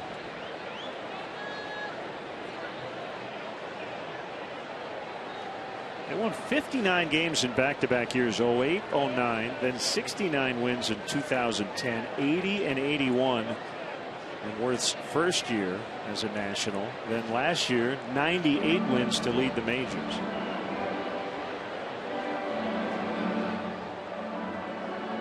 They just identified him as kind of a missing piece, the guy they needed to help get their club over the hump. He was drafted as a catcher, but had knee problems in the minors, which forced him to abandon that plan. Born in Springfield, Illinois.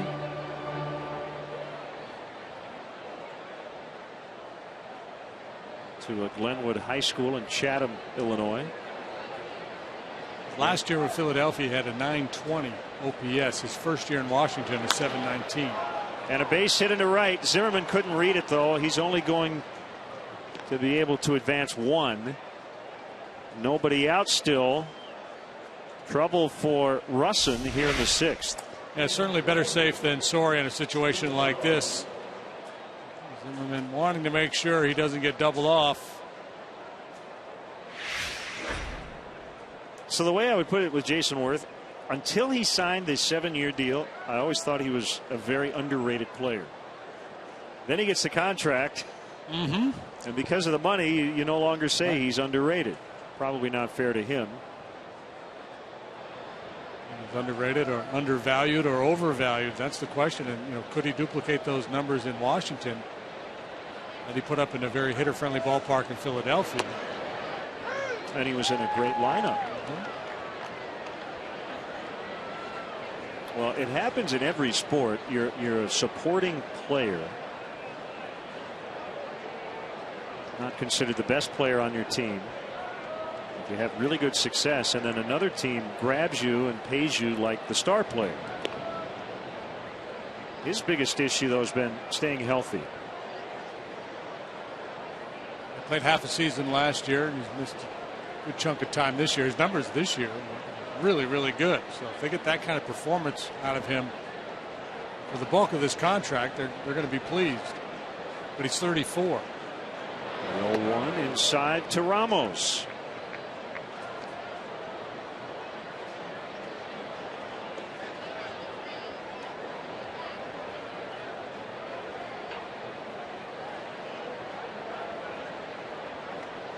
It's the beauty of free agency, though, from the player's perspective. It's about who's on the market, who's available, what are the needs. If all you need are two bidders, and if somebody feels like you're the guy to get them over the top,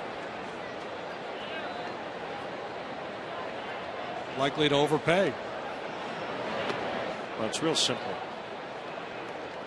Is Jason Worth a really good player? There's no debate about that. Did they probably give him another year or two and maybe more dollars than some other teams were willing to give up? No question. But forgetting the money, every team would take him.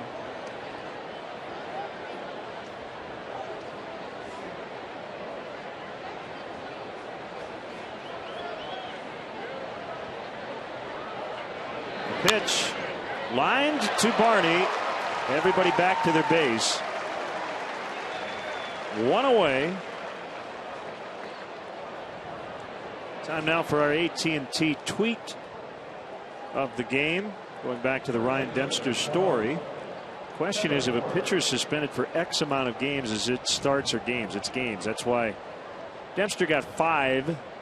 And for starters, it ends up being really tricky. I mean, you get 5 games, he doesn't really miss a start. He has a start pushed back. Yeah, by day, theoretically. Yeah. He decided not to appeal, so it starts tonight.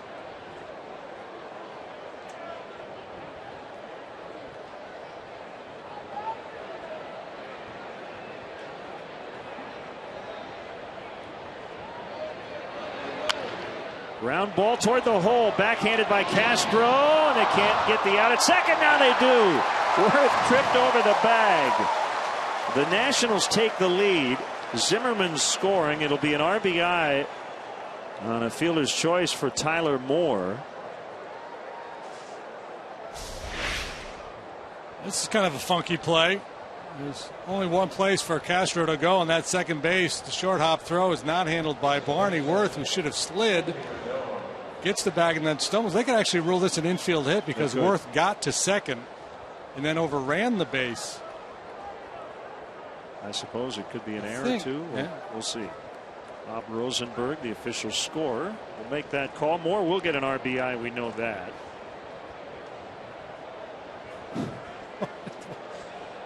There's some shoddy base running by the Nationals here tonight. Ground ball base hit. That could have scored another run. Rendon with his second hit. We're still at that play where Moore waiting here. And, Moore wasn't an egregious bit of base running, but I thought he kind of broke it down a little too early going into third. Desmond got lucky at home when he came in standing up instead of sliding, and now Worth at second base. Moore gets a single. So that's it for Russin. He will lead with 2 outs in the 6th, 2 on, trailing 2-1. It's the Honda call to the pen.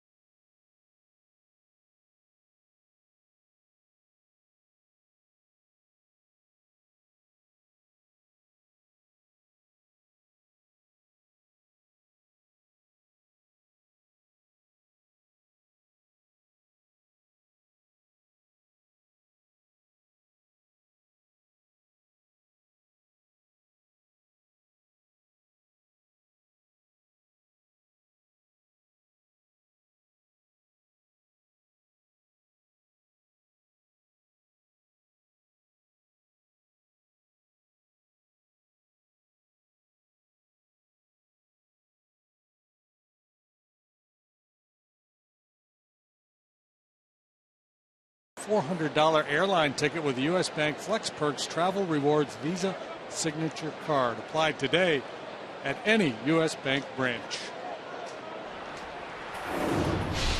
On to call to the pen time. It is Blake Parker, and he will not face his former teammate Scott Hairston. Adam LaRoche will take the at bat instead. First and second, 2 outs, a run in. Yeah, a move that I'm sure Dale Swayman anticipated, and Parker's a good guy to bring in because he's been really tough against both right and left-handed hitters. He's hitting just .208 against him.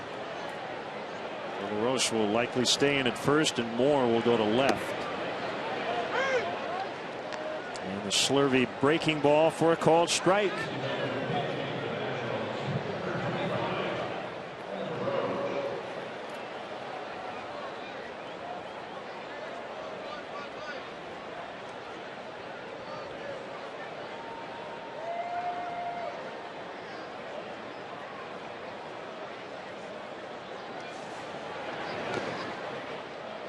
Infield shift on. Castro on the right side of the base.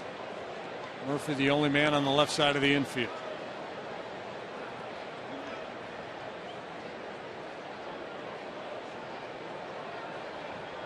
Pitching coach and pitcher discussing the outing tonight. Lawson gave up 10 hits in his 5 2/3.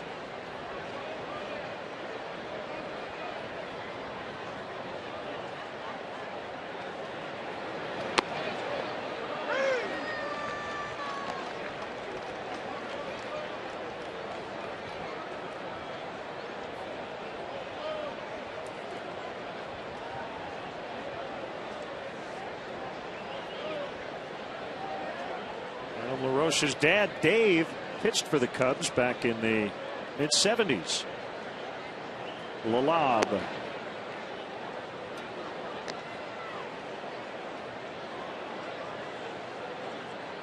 Big old eephus pitch, folly floater, whatever you want to call it.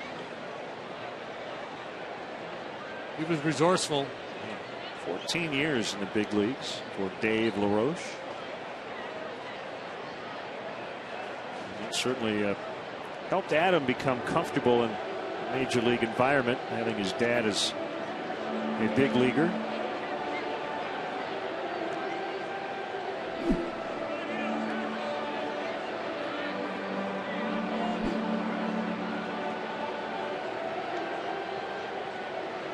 Most teams have scouted Adam LaRoche, thought of him as a pitcher first. Pitched and played first base, Seminole Junior College in Oklahoma. The Braves, however, took him in the 29th round in the 2000 draft. Thought of him as a first baseman. Outside, it's full 3-2.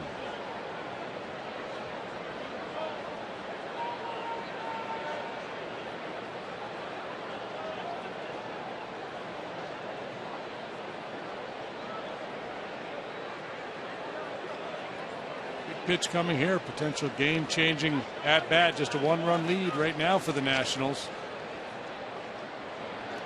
A couple of guys on for a dangerous hitter.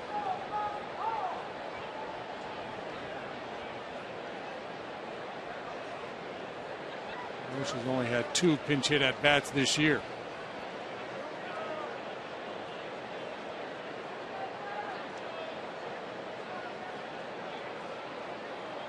Runners go on the 3-2, and that one fouled back. Of course it was. It always is.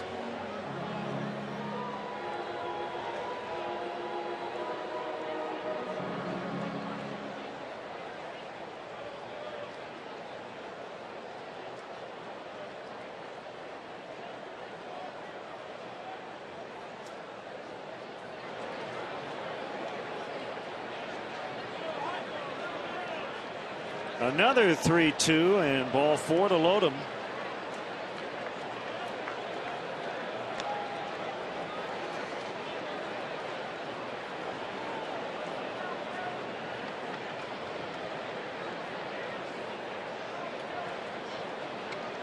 Davey Johnson likes the work he's getting from Dan Herron. He's got a chance to really open things up, but he's going to let Herron hit for himself here. Interesting.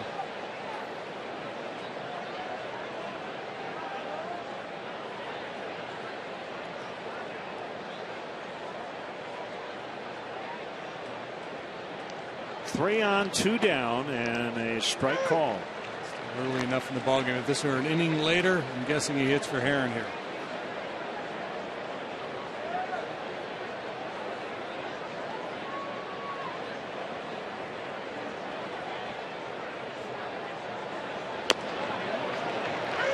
Oh, 2 back-to-back fastballs from Blake Parker.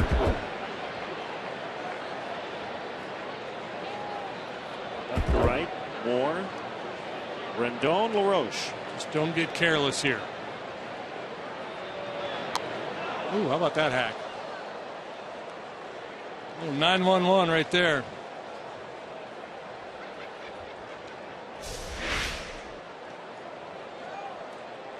The slider that backs up, moves in on him. Nice job protecting the wicket. No style points. Look at that. Tom Emanski would be all over that. Teach your youngster how to hit. Bounce to Castro. He will flip to Barney. The Nationals retake the lead, however, on the Moore infield single, and it's 2-1 Washington.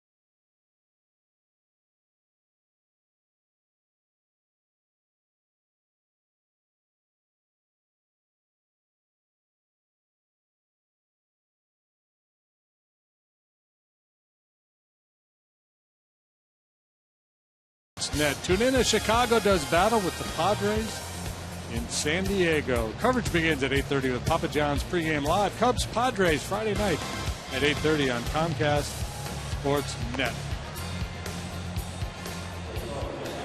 Moore goes from first to left to replace Scott Hairston, and Adam LaRoche, chatting with Dave McKay, will take over at first.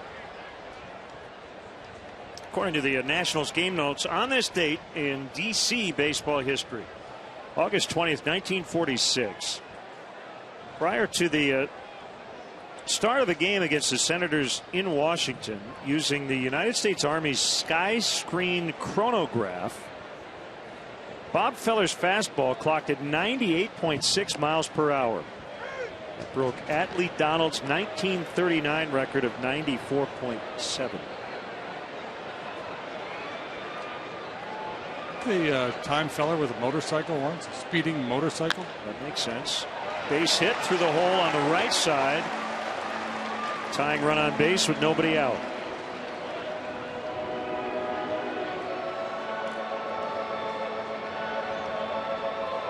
Instead of a radar gun, you As the pitcher goes into a windup, you start a motorcycle at the mound heading toward the plate. I don't know how much faith I would put in that.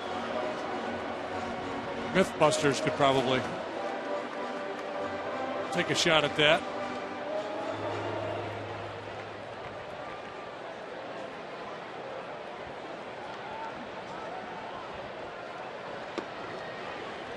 Low for a ball on Murphy. 1 for 2 with a double. You alluded to it earlier. He's homering at quite a clip as a Chicago Cub. Yeah, you know, he's very small sample size. Right. And the point I want to make is that it's not like he's a punch and Judy hitter. He does have pretty good power. His minor league power numbers are good, and his home run rate in the big leagues, you know, is decent. But what he's doing here is just otherworldly.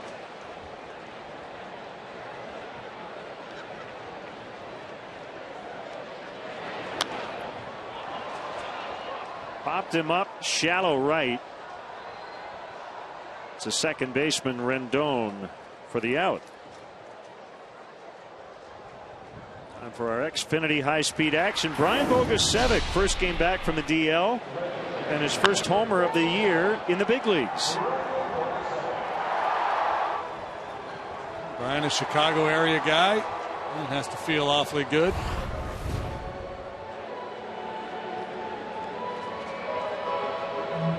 Got to give it to Yasiel Puig. Got fined for showing up late at the ballpark. He has hit a go-ahead homer in the 8th in Miami.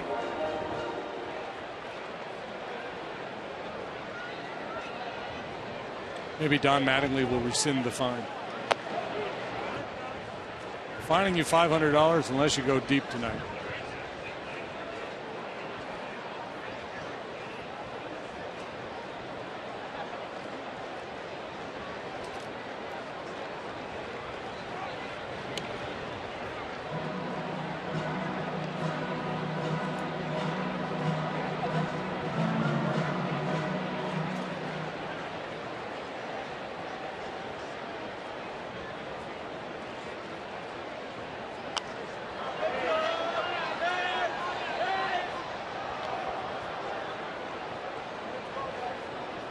Top of the 9th in Baltimore, 3-2 Rays over the Orioles.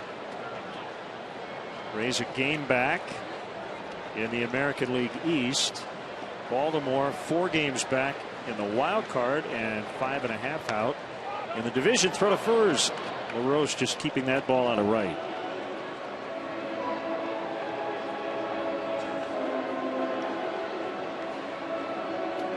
Pat Corbin got his 13th win. And the Diamondbacks beat Cincinnati 5-2.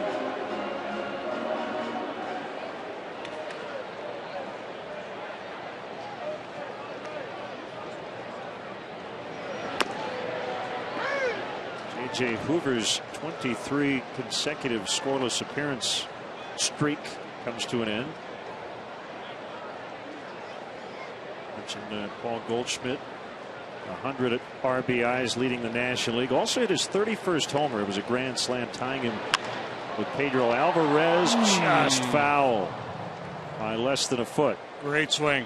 Good for his second extra base hit of the night. Trying to throw a two-seam running fastball away, and he puts a real good swing on it. But just foul. Great swing. Bet you're thinking, partner, how did Patrick Corbin do it tonight? Well, here's how he did it. He kept Shin-Soo Choo, Joey Votto, and Jay Bruce to an 0 for 12 combined with 7 strikeouts. That'll do it. Nice grab by Desmond on that soft liner. Two down. Break on that ball. Tuesday, September 3rd, Big Ten night. Here at Wrigley Field, join the Cubs as we salute students, alumni, and fans of the Big Ten. The second annual salute to the Big Ten in the Budweiser Bleachers ticket package includes a special edition Cubs hat in your favorite Big Ten school's colors. Go to Cubs.com/special events for details. So the question is this. If I'm a Nebraska alum or a Wisconsin alum, or I guess, Ohio State. Will the red be that subtly different? Or will it just be generally red? I don't know. Maybe a logo on the back? Well, we'll have to find out. That'll be kind of fun. I agree. My question was, how many times this year have Chu and Votto both been shut out completely in a game, not getting on base, both of them in the same game? Good point. Probably not too often. 2-0 to Castillo, and he drives one in the air out into right center. It'll be caught by Harper, and the inning is over. We go to the 7th. Herron still working. Russin out of the game. 2-1 Nationals.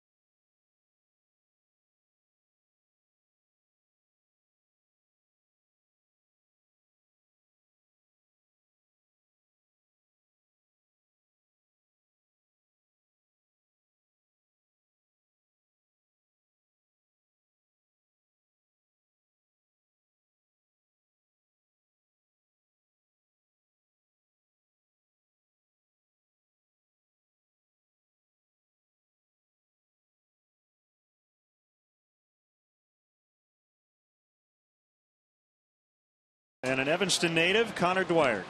Connor, great to meet you. Good to see you guys. Congratulations. Thank you. And welcome to Wrigley. It's a beautiful night. It sure is. You're going to sing the 7th inning stretch tonight. Are you nervous? I'm a little nervous, yeah. I've heard it a few times growing up, though, so I think I'll be all right. I keep thinking we should be playing that Olympic theme music. Maybe sing to that. That might be easier. Yeah. So born in Evanston, grew up in Winnetka, went to Loyola and Wilmette. Cub fan growing up, right? Absolutely. That's what I'm talking about. Here's Bryce Harper. Blake Parker came on in the 6th. 2-1 Washington. So you win the gold, a 4x200 meter freestyle relay team in London, and you probably get a little more of a spotlight and publicity and media coverage because Michael Phelps is on your team. Yeah, that doesn't hurt. Getting to be on the team with the best Olympian of all time. Absolutely. So how did you make the team? Give us the process of how you get on the Olympic team. Yeah, so making the U.S. team is actually one of the hardest things to do. It's harder than the Olympics because the U.S. is so deep. A month before the Olympics, we have Olympic trials in Omaha in an arena with 15,000. And you have to be top 2 in your event to make the U.S. Olympic team. And so you don't know a month before the Olympics whether or not you're going. Incredible. So obviously winning the gold is what it's all about. But getting there, as you say, is very, very special. Yes. Yes, that can be the hardest thing. Is winning the gold what it's all about? Isn't that parading around with the gold and saying, look what I've got. I got this shiny medal. Man, I'm the best in the world. That's pretty cool, too. That's cool, yeah. You ever try to tabulate how many hours you've spent in a pool? either over the course of a matter of months or years. I'd rather not think about it, but it's 4 hours a day. Mind-numbing, I would think. Yeah. It's a lot of staring at a black line, going back and forth. 2-2. I admire your discipline, man. You talk about the baseball season and the grind that is, but the hours you spend in a pool. So other than actually swimming, what do you do physically to get ready to compete? We do a lot of dryland and weights training, which has kind of changed over the course of the sport the last 10 years. Stuff like boxing, rock climbing, stadiums, and then weights. So we're doing dryland and weights 3 times a week for an hour a day. You have any body fat at all? I have a little bit. I need some to float in the water. There you go. So Harper out, and that'll bring up Ian Desmond, the shortstop. So any really neat stories from the Olympic Village? Did you meet somebody from a faraway land and strike up a great relationship or make some friendship from some far-flung parts of the world? Yeah, that's one of the great parts of the Olympics is just eating in the Olympic Village, meeting people from all over the world. One of the coolest people I got to meet was Usain Bolt, one of the greatest track athletes of all time. Thought it was awesome to meet him. He's a character, got a lot of energy, and he was fun to talk to. 1 ball, no strikes. She played water polo, baseball, and lacrosse in high school. Is that right? That's right. Now, water polo would be pretty nasty. Did you get any fist fights? Yeah, I got kicked out of a few games. I didn't like getting grabbed under the water. That wasn't fun. No, that is a tough, tough sport.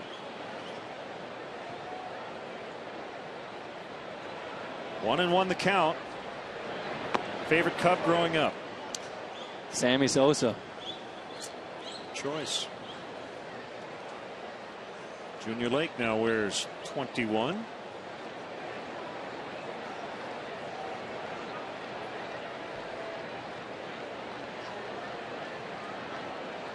Deep breath by Parker, and the 2-1 pitch. Big cut by Desmond, and he fouled it back. What was your position in baseball? I played center field. Okay. Yeah. Had a little speed back in the day on land, not anymore. I think I lost it. Zimmerman on deck.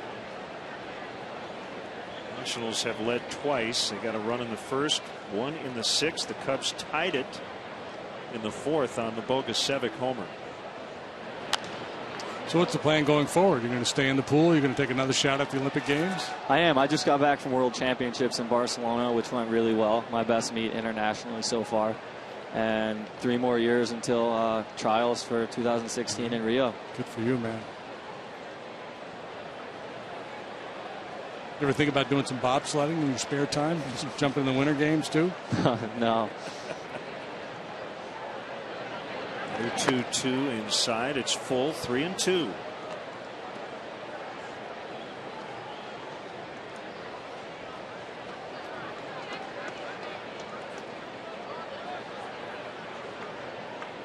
Desmond has singled. Actually has reached all 3 times. 2 times fielder's choices as he walks. And we'll bring up Ryan Zimmerman. Connor, we appreciate you stopping in. Have a great time with the stretch. And we hope you win another gold next time around. Thank you very much. Thanks for stopping in. Good luck. Connor Thanks, Dwyer, guys. he'll be conducting the 7th inning stretch coming up.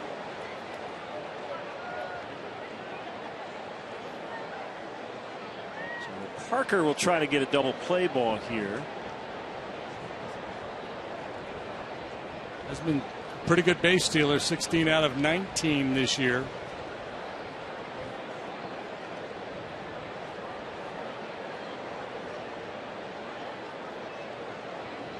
With that, Parker checks on him.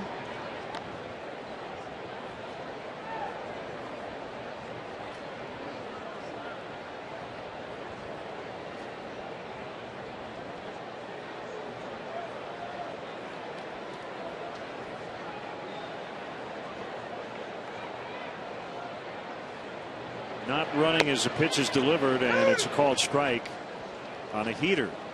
Final line on Chris Russin, 5 2/3, 10 hits. He gave up 2 runs. Yeah, a lot of traffic. He was able to pitch around most of it.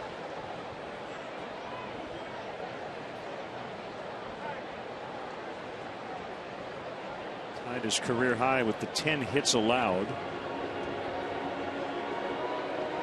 Pitcher and catcher will discuss it as the Cubs try to keep this game close.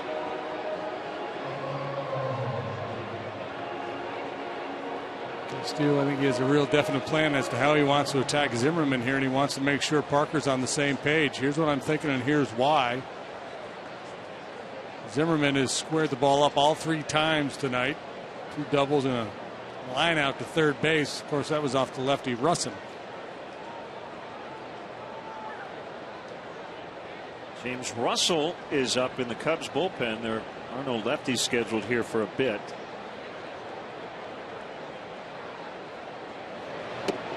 Blown away, 1-1.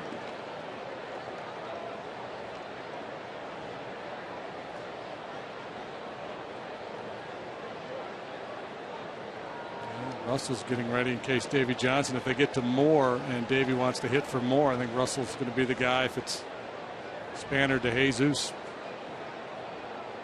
He's got a lot of options on his bench, left-handed. Chad Tracy as well.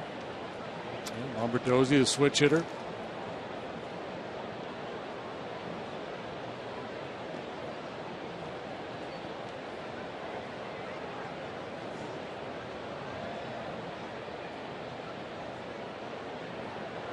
Pretty good lead by Desmond. Still not going, however, and that ball hit in the air to center. Lake has it, 2 outs.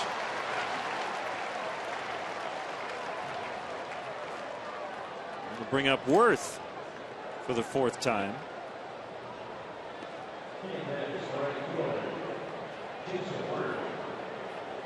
It's a final in New York. The Mets beat the Braves 5-3. Wheeler over Beachy. Rockies over the Phillies, a final 5-3. Jorge De La Rosa got his 13th win. Tulowitzki and Rosario each homered for the Rockies.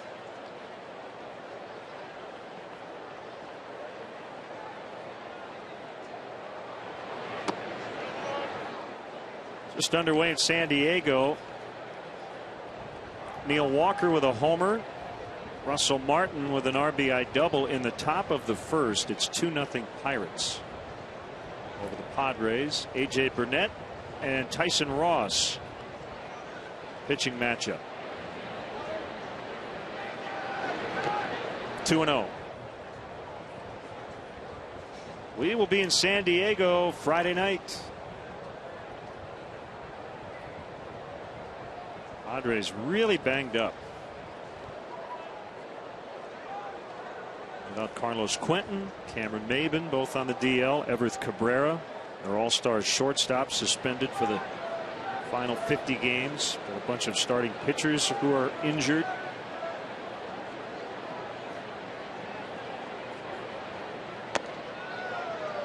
Three 3-0.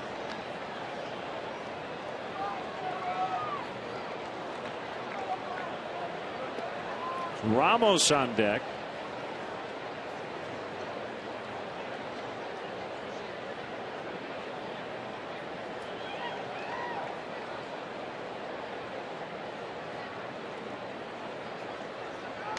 Swinging on 3-0, and Worth just got a piece of it.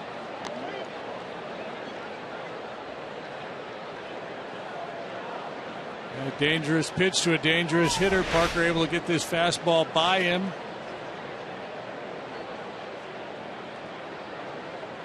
If you turn a guy loose on 3-0, that's the kind of swing you want to see.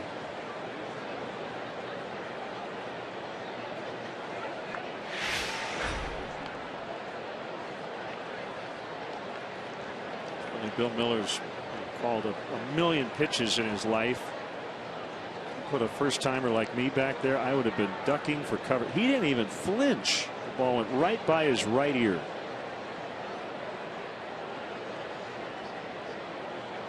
Runner goes on the 3-1, and it's hit in the air to right. Scherholtz in the corner to end it. Time for the 7th inning stretch. Tonight's guest conductor for Take Me Out to the Ballgame, Olympic gold medalist and Chicago native Connor Dwyer. What's up, Chicago? Are you ready? On one, on two, on three. Take me out to the ball game. The crowd, buy me some peanuts and cry. I don't care if I ever get back for its root for. If they don't win, it's a shame for it. Out at the old ball game. All right, let's get some runs. Viva the Stool.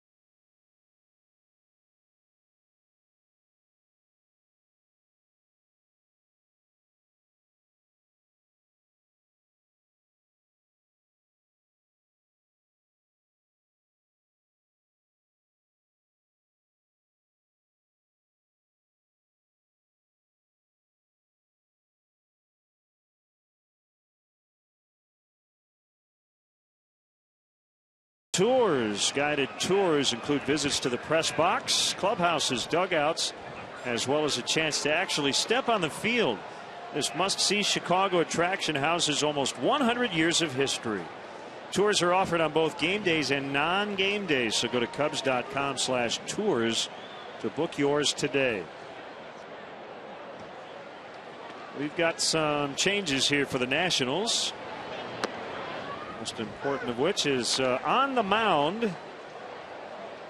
And a new look from Drew Storen. He used to have basically no leg kick. It was a stiff leg, you know, the foot sticking up, almost just fall off the mound. But that leg kick is something he had most of his life. But as he went back to the minor leagues, he decided to scrap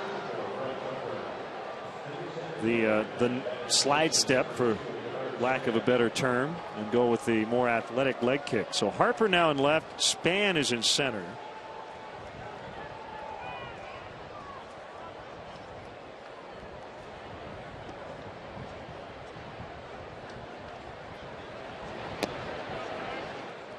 Storen, a plus fastball. He still gets to that point where he did before, where he just glides down the rubber with that kind of stiff front leg.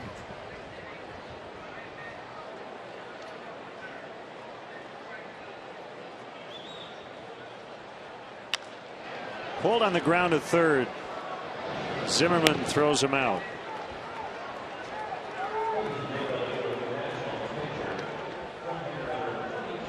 They got one more inning after Dan Herron, after they opted not to pinch hit for him with the bases loaded. Solid effort from Herron tonight. He continues his good role. As you look at the delivery of Drew Storen, and that's that leg action we've talked about. Before it was just kind of a stiff front leg with the toes pointed up and the heel leading the way down the mound. Now he's gone back to the leg kick. Talked to him yesterday about it. He had considered going to it earlier this year. Had used the leg kick playing catch, but just didn't know if it would translate into a game. But after he got demoted in late July with an ERA of almost 6 through 47 games, he decided to make the change. Gave up some runs at AAA, but he struck out 11 and didn't walk anybody before returning to the majors.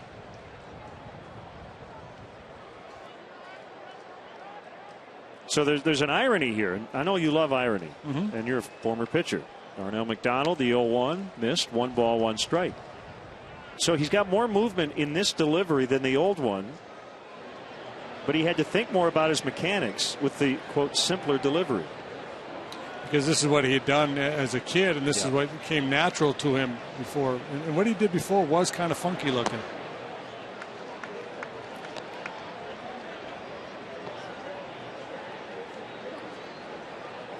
You know, it's kind of a herky-jerky delivery. He's not real smooth.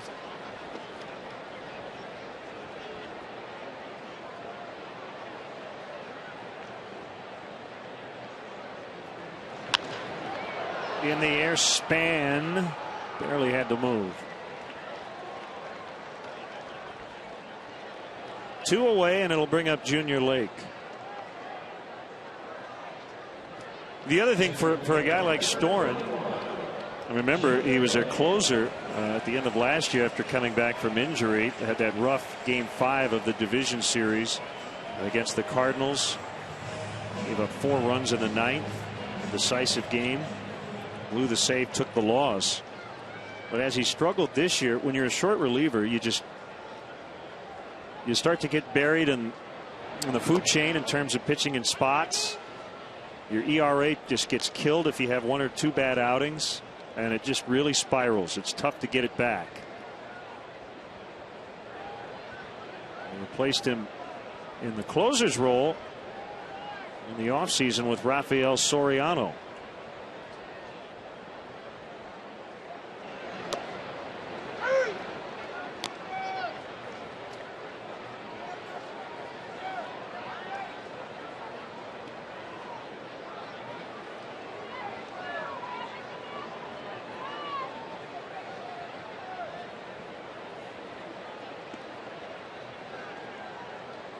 The 1-1. I don't know if the analogy works, but starting pitchers are like quarterbacks. Short relievers are like field goal kickers. Yeah, the late game pressure. And so if you fail in that situation, it can affect the psyche more so than a starting pitcher who goes out and just has a bad outing. Big cut and a miss by Lake. Short relievers are working late in the game with the game on the line, and you know, if they give up a big home run, maybe the greatest example in recent years was Brad Lidge in Houston. Now, he was so good, and then he gave up that big home run to Pujols in the playoffs and kind of went in the tank for a while, only to get it back and then be perfect for Phillies in their World Series year.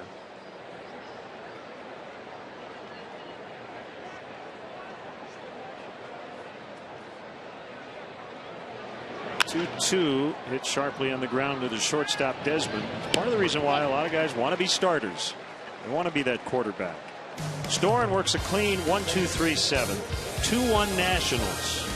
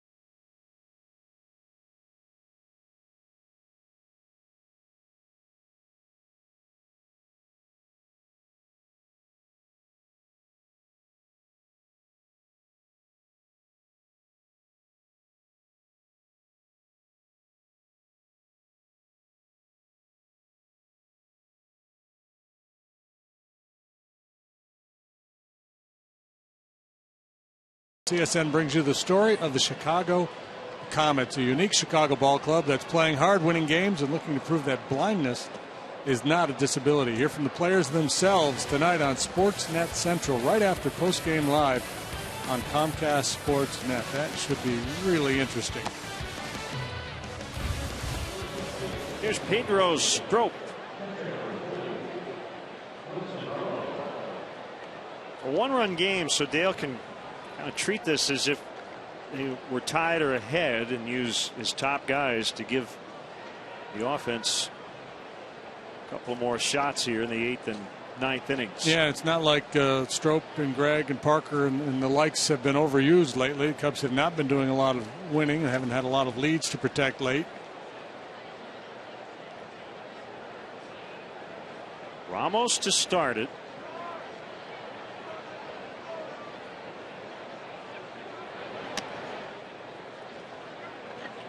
Prior to last night, the Cubs had scored 18 runs in their last 10 home games. And then they just blew it out last night, but here they are struggling again tonight. Just one run, and obviously a lot of credit goes to the work of Dan Herron. 1-1. That was nasty right there. Yeah, well, just 95-mile-an-hour power sinker. Tyler Clippard with one of the better changeups among big league relievers in the bullpen. See, if he could, you could throw that 10 times in a row if you could command it out there. They're not going to do anything with that. Well, that one was not located as well. And Ramos is on his way to second. He's got a double. Boy, what a great example of how important location is. Talk about it all the time. That first one perfectly placed. You see it there, number 2 in your grid. And then that one, the sinker that drifts up and in a little bit. High sinkers usually don't work out too well for the pitcher.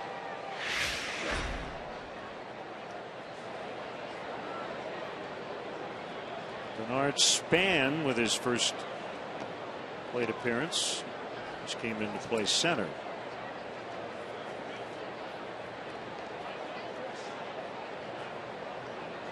Span acquired from the Twins.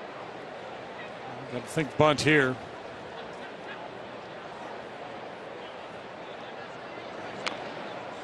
Pretty good one. We'll go 2-3.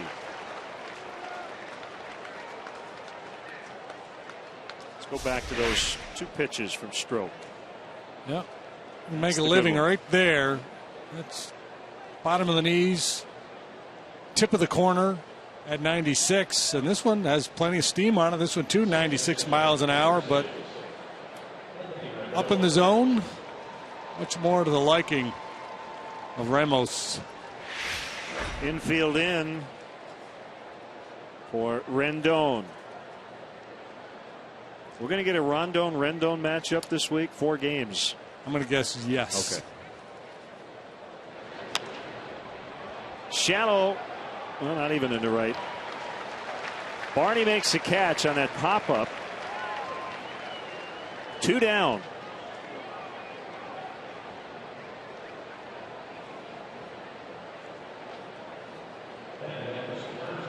Well, there's your argument for not bunting. You only have 2 shots to get that runner home.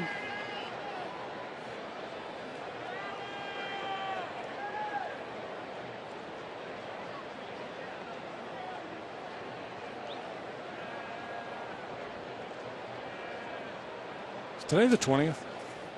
It is. It's been a week since Pedro Strop's been on the mound. He certainly was due to get in. Blocked by Castillo. Ramos does not run well. He had 2 knee surgeries last year.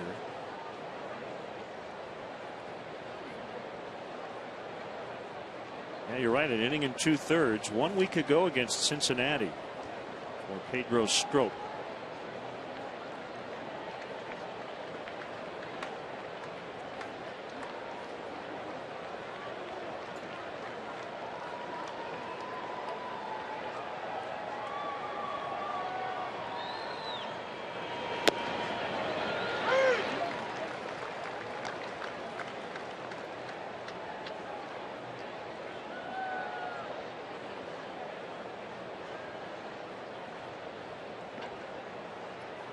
18 of his 19 Cubs appearances, he has held the opponent scoreless.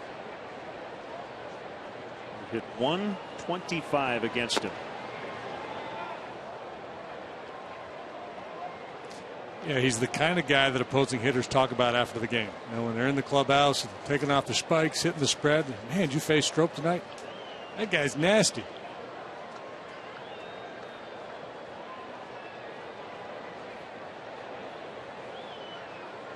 '96, '97 with movement. Little slide piece right there. Crooked hat. Makes him all the more menacing.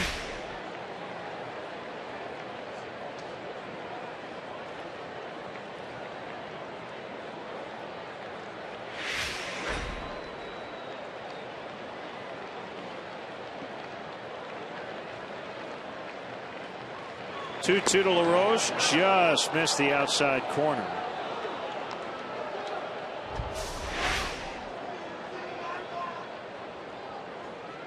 LaRoche came into the game as a pinch hitter in the 6th inning, worked a walk in that at bat, showing very good patience here.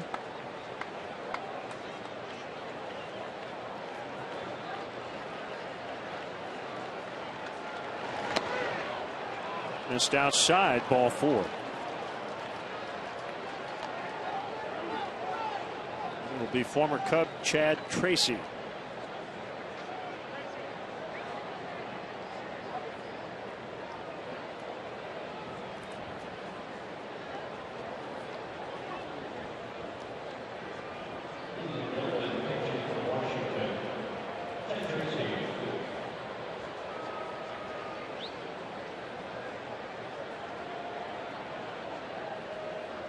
This is Tracy's main role. 8 career pinch hit home runs.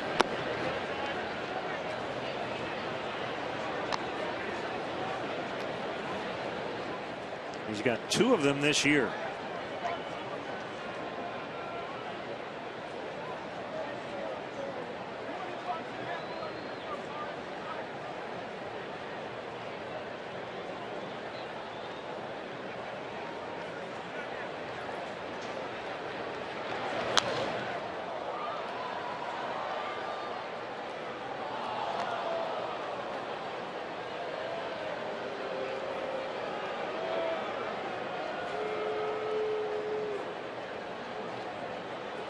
Southwest breeze has died down. It was only at 6 miles an hour when we started.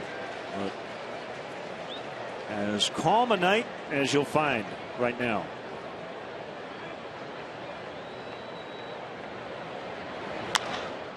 A fly to Bogusevic in left, and they strand him at the corners. Bottom 8. Still Nats 2, Cubs 1.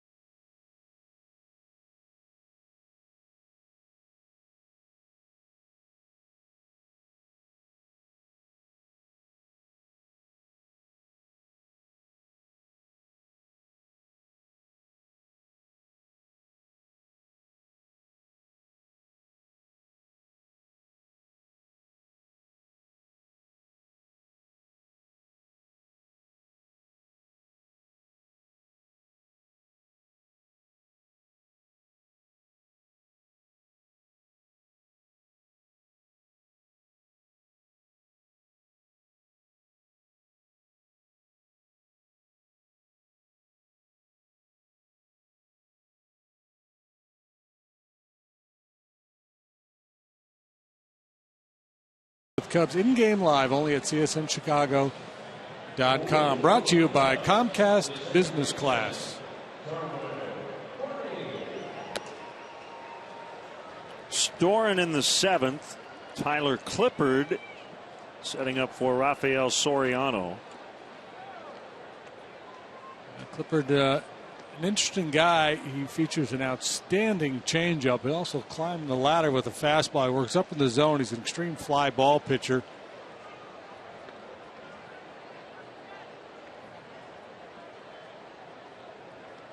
He was a winning pitcher in relief in the 2011 All-Star game. 32 saves last year. And he starts off Darwin Barney with a slider for a strike.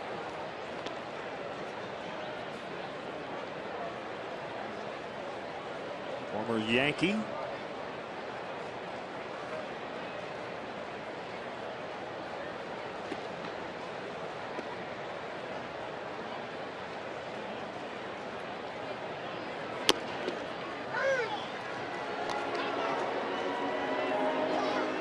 Ball averages about 92 miles an hour, so he's not an extreme hard thrower. Certainly has enough fastball, especially with that good changeup.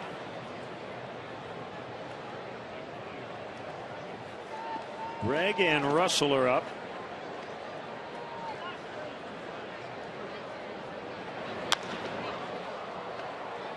Rainbow to Jason Worth. One out, and it'll bring up Rizzo.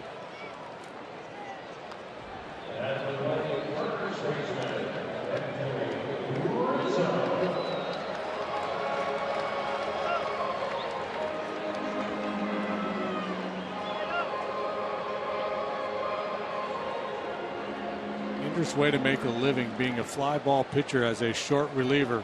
Tight game, one swing in the bat could certainly change the outcome in a hurry.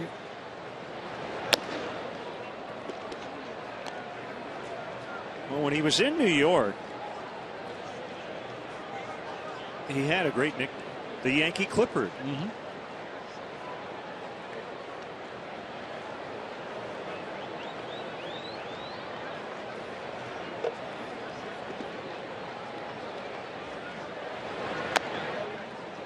The changeup was too high, 2-0.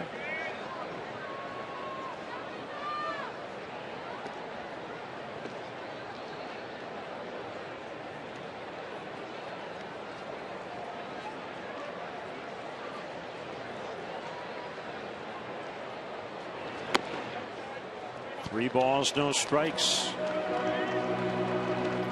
He came up with the Yankees and then briefly with the Nationals. He was a starter, but has not started a game since 2008.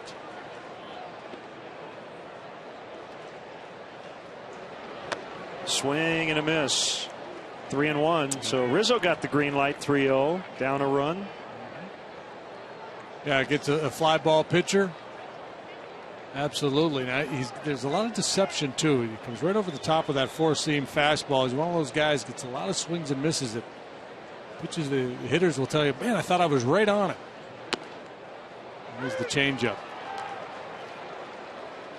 Really hides the ball well. 3-2. Sherholtz on deck. 2-1 Nationals in the 8th. Rizzo right back in the same situation he was in last time with Herron. Herron, its fastball was cutter in, splitter away. And went back in with a fastball, the same approach they took last time. Anthony in the 5th got caught looking at a 3-2 fastball in a little bit.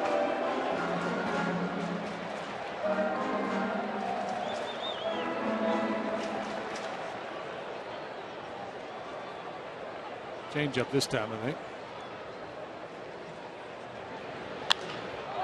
High fly to right. Worth on the warning track, but he was playing that deep.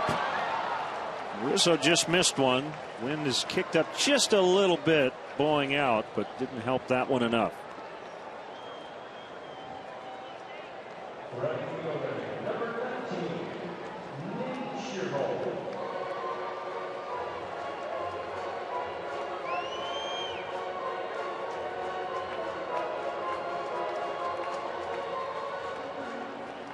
And Nationals in their no doubles deployment playing it about as extreme as you're going to see a team.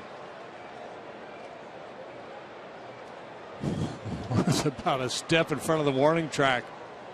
It's almost in that batting cage. Knock on the door. Gonna have to hit one in the seats to get one over his head. And that'll help him protect the corner too. He'll have the ability to cut a ball off deep down the right field line. I don't know if he'll be able to save a double down in that corner.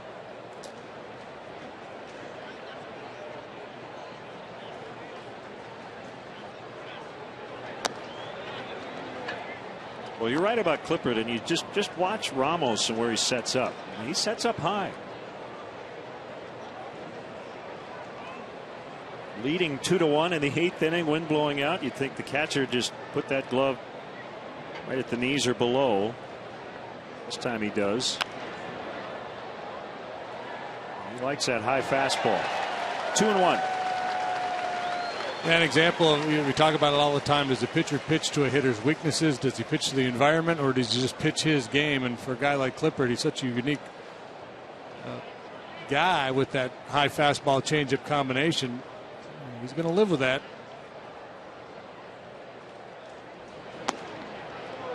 Change up away. 3-1. Not many, but there have been a few short relievers. Trevor Hoffman, the most notable guy who leaned heavily on the changeup. Doug Jones, the mild thing.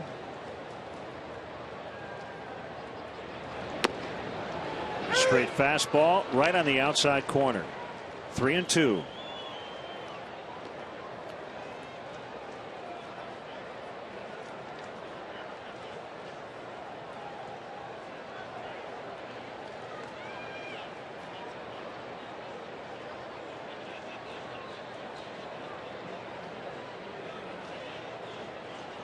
Payoff delivery, banged off the mask of Ramos.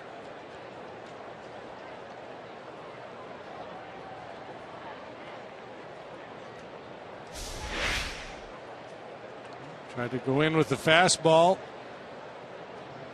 Not quite quick enough to get the head out in front.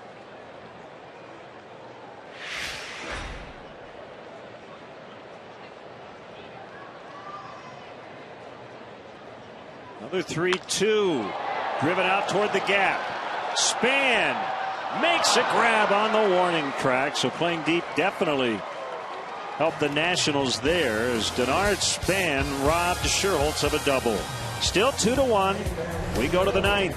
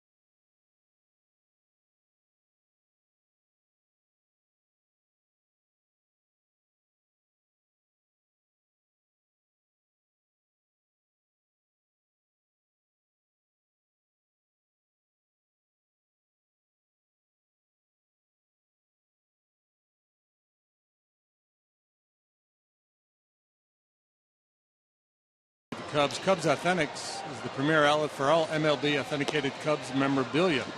From game-used baseballs, bases, and jerseys to autographed bats and photos, Cubs Authentics has the most exclusive Cubs memorabilia. Visit the Wrigley Field Concourse, the Cubs store across from Wrigley Field, or Cubs.com/authentics for all your Cubs memorabilia needs. Check out Span in center. Playing deep. Good swing of the bat by Shearholtz, but he's off to the races and takes away a double. It's a good surname for an outfielder with his range. So here's James Russell facing Harper, Desmond, and Zimmerman. And James 1-3 with a 282, on for the 63rd time.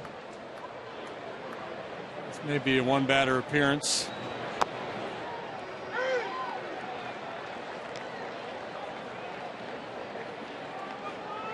When Greg is ready.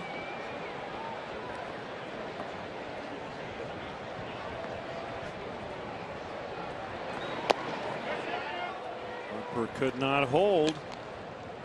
0-2. Penn's been good tonight, Parker. Stranded a couple of Chris Russin's base runners, worked an inning, a third of scoreless baseball. Stroke one scoreless inning. Russell gave up that big home run to John Jay on Sunday against the Cardinals. Harper into the right field corner.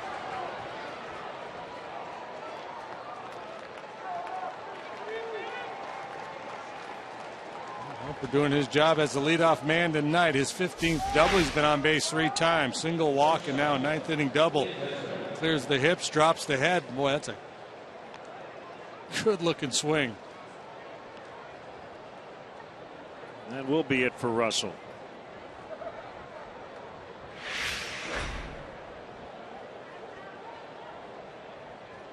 Kevin Gregg will come on and face Ian Desmond. It's a Honda call to the pen in the ninth. 2-1 Washington.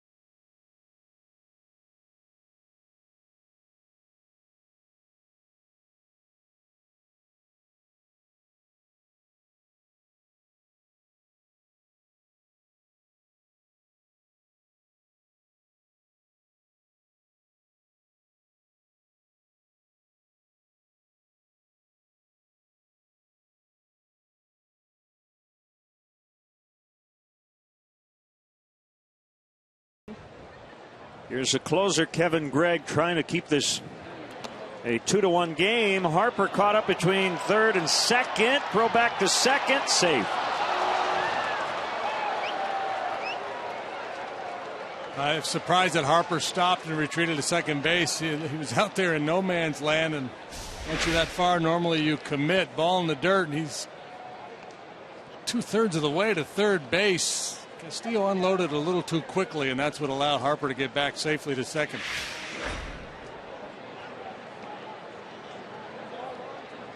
Had a little more time, did Wellington Castillo. Kevin Gregg for the 48th time. He's 2-3 with a 285, 25 saves and 29 tries. 1-0 on Desmond. The pitch. That'll be a fair ball, and the Nationals will add some insurance. Harper around third. Shearholtz will keep Desmond to a single. It's 3-1. That run charged to James Russell.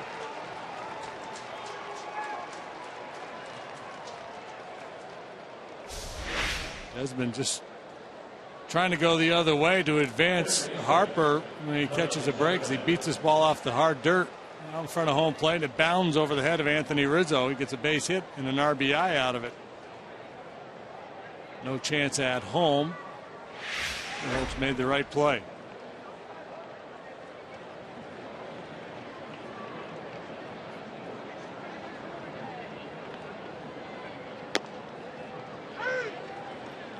Strike one to Ryan Zimmerman.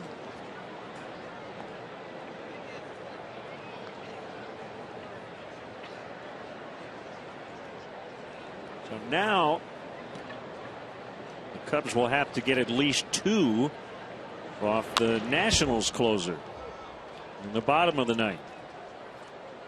And Soriano, their closer's been struggling lately, so that's a big run for the Nationals. He's given up runs in his last 3 appearances.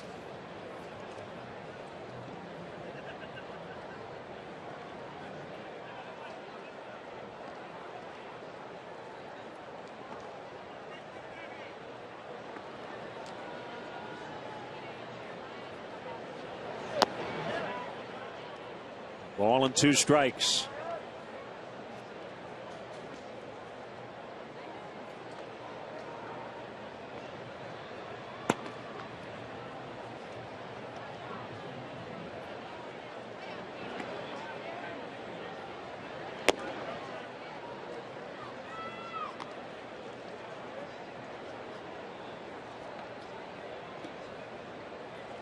Bowden getting ready down there with some sense of urgency.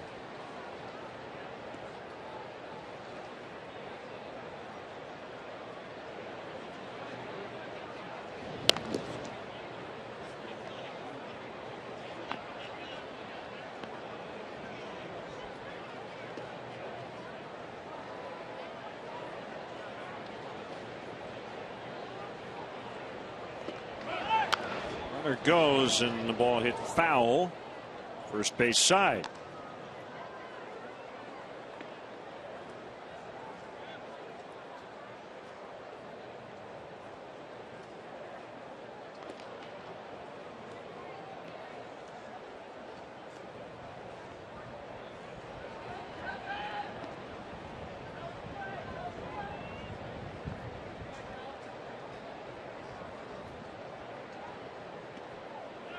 Desmond goes again. The pitch is outside. The throw's going to beat him.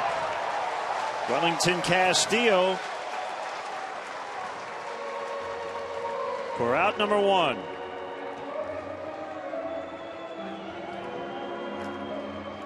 Oh, what a great throw that was by Wellington Castillo. Gets a fastball down and away. Quick feet. Good strong throw right on the money. He just has to drop the glove down and wait for Desmond.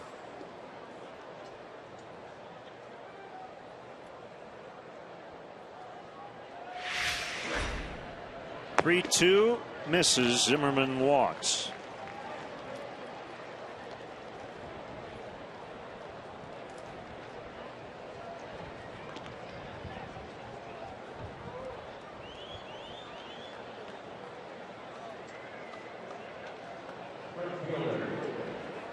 Worth has reached twice on a walk and a single.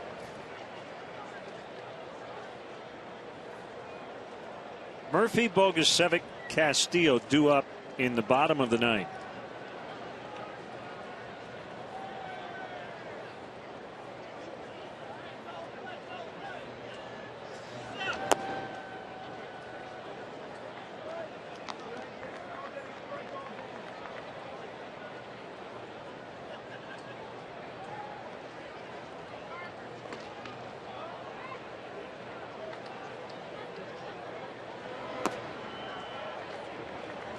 Sox shut out the Royals tonight 2-0. John Danks went 8 innings. So his winless streak of 8 consecutive starts comes to an end. He's 3-10.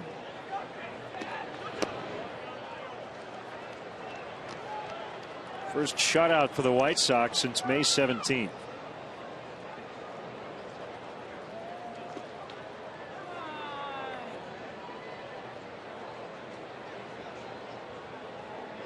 The 3-0 Worth has swung at a couple of those pitches, and he's fouled them both tonight. Yankees came back to win the nightcap and sweep that doubleheader from the Blue Jays. Scored one in the 7th, one more in the 9th. To win 3-2.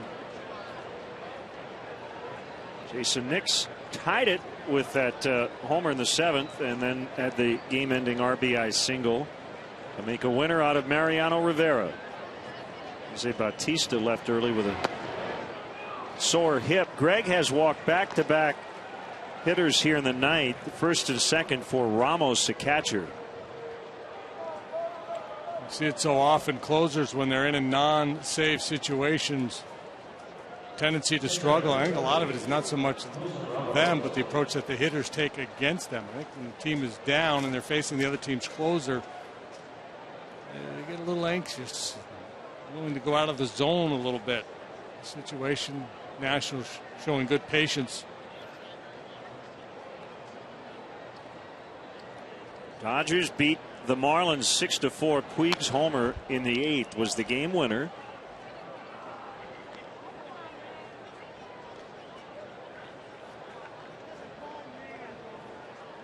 Snapping that long 2-game losing streak. It was their longest in 2 months.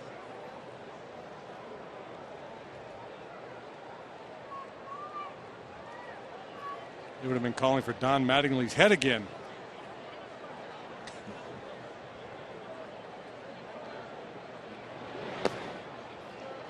1-1. Yadier Molina with his 10th homer of the year, but the Cardinals trail with 2 outs in the 9th, down 6-3 at Milwaukee. Colton Wong, the rookie, with 3 hits tonight. But it has not been enough to this point.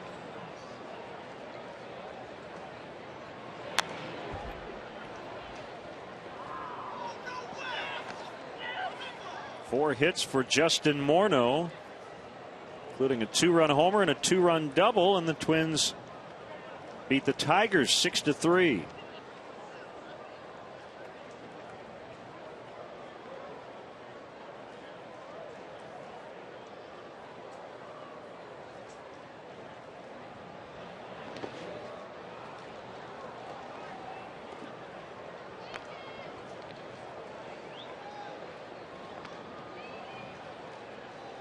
The pace of this game has matched the weather. It gets really hot and sticky. Everybody slows down a little bit. Stagnant. This game is sitting on the front porch in a rocking chair drinking sweet tea. Full count, 3-2. Greg nearing 20 pitches this inning. Facing just his 4th hitter.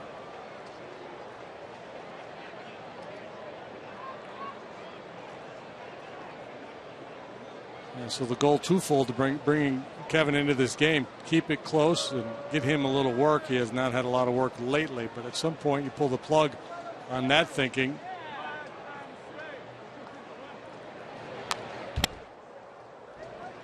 Mentioned the Twins a winner tonight. Joe Mauer, some dizziness during batting practice, so was scratched from the lineup and now goes to the 7-day concussion DL.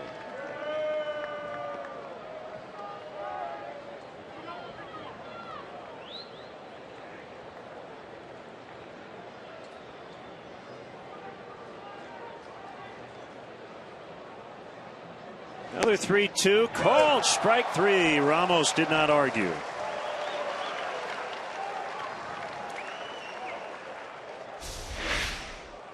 Kevin comes back and makes a heck of a pitch here on 3-2.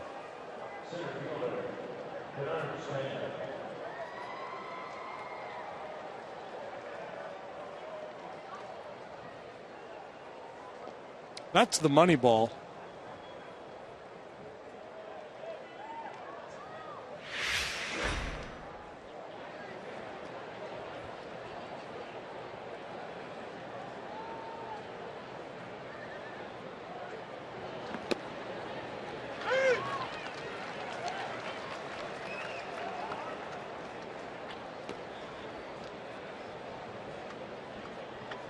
Astros batting top of the ninth, trailing the Rangers 4-2 in Arlington.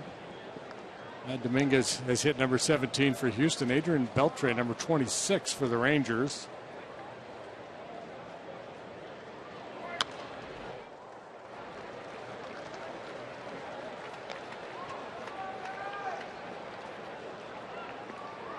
Garza was a winner for the Rangers last night. They absolutely thumped the Astros. 16-5 was the final.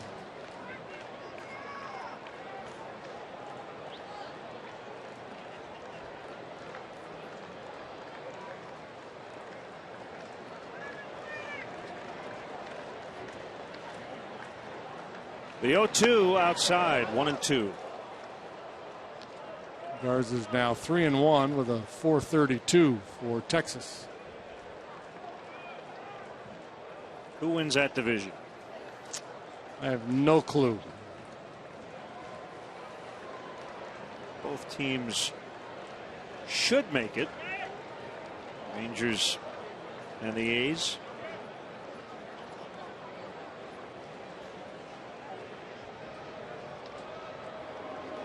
Not so sure adding wild cards creates better races. In the case of that West race, there may not be much of one. Like last year, both teams made it, even though the A's passed the Rangers by sweeping them at the end of the season. A little more on the line now with 2 wild cards. We'll avoid the 1-game elimination, but still nothing quite like win or go home in the regular season. 2-2. The final now, Loesch over Lynn, 6-3 Milwaukee beating St. Louis. That helps the Pirates. They now have a 1.5 game lead, and they're leading 3-0 in the third at San Diego.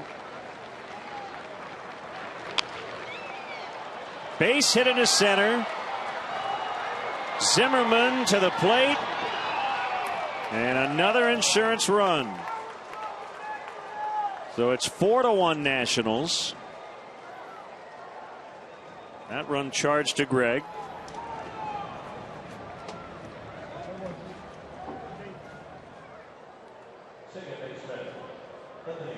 Yeah, and that's going to do it for Kevin. I guess this is that point I was talking about where he pulled the plug on it and save him. You're getting to the point now where you get up over 30 pitches. You're hesitant to use him tomorrow.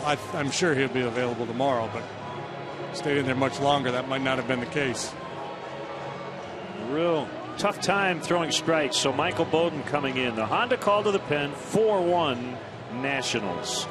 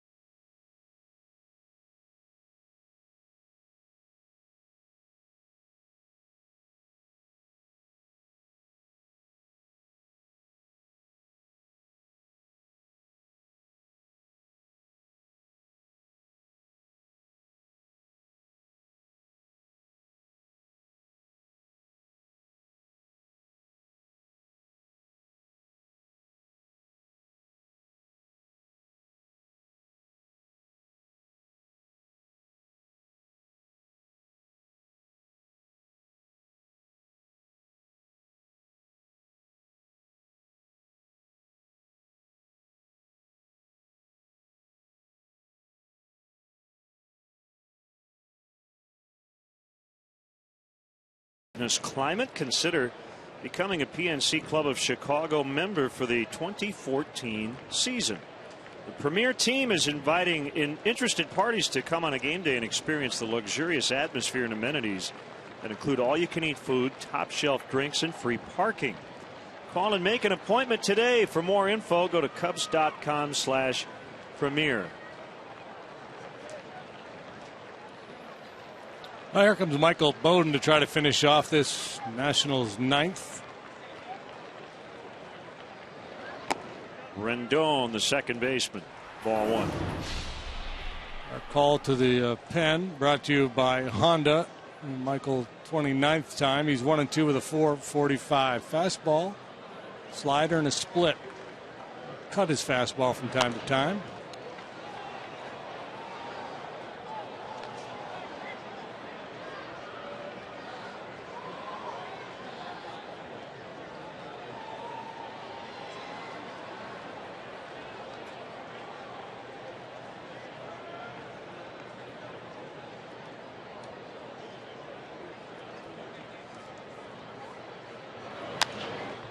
Popped up over in foul ground. It's Rizzo, and that's the inning. 2 big insurance runs, however, for the Nationals. Soriano coming on to try to close them out.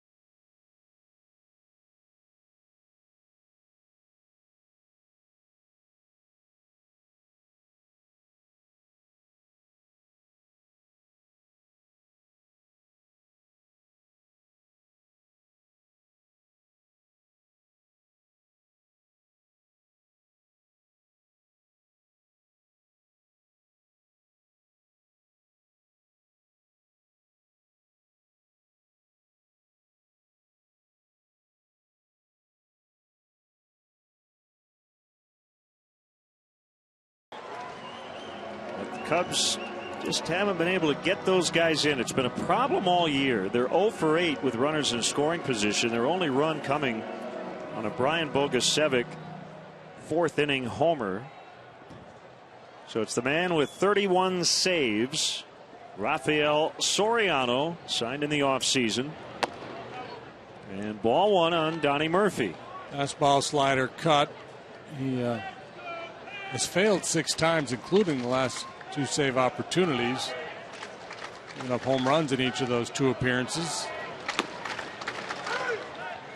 Former infielder, converted to the mound in 1999. He signed with Seattle out of the Dominican Republic way back in '96.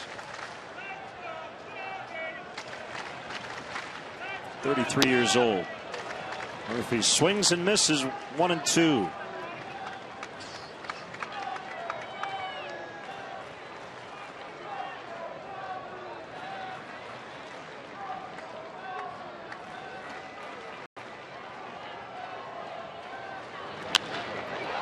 Well hit out in the deep left center. Way back there, it'll go. A home run, Donnie Murphy. Number 7. Might be the best player in baseball.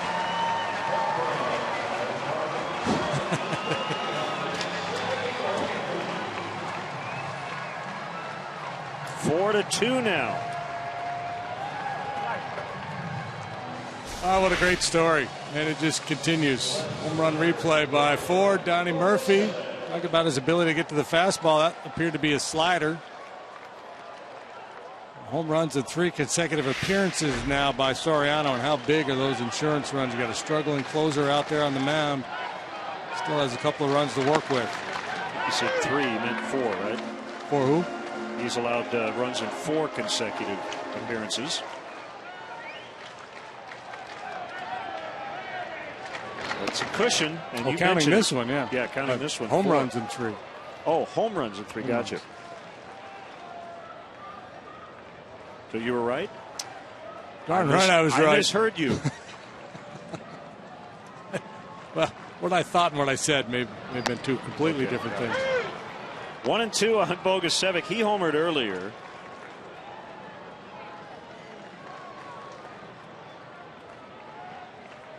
And because Soriano has been giving up runs, his ERA has gone up about a run here in the last week. That was off Dan Herron.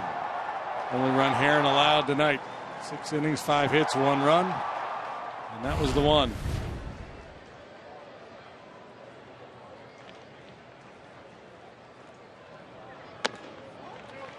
Interesting that the Nationals outfield is playing as deeply as they are with a 2-run lead. Normally you think of that no doubles deployment as a 1-run strategy. They got a 2-run cushion, and they're still pinned out there against the warning track.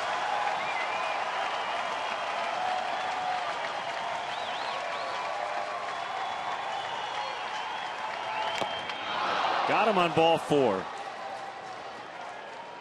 Bogusevic went after that low pitch. 1 away.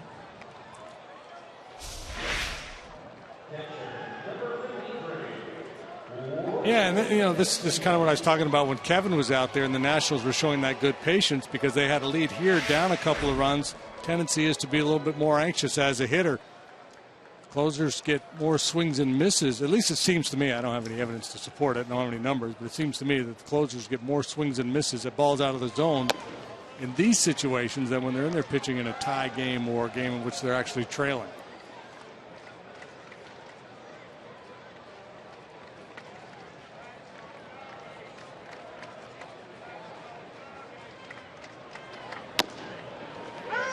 One and one on Castillo.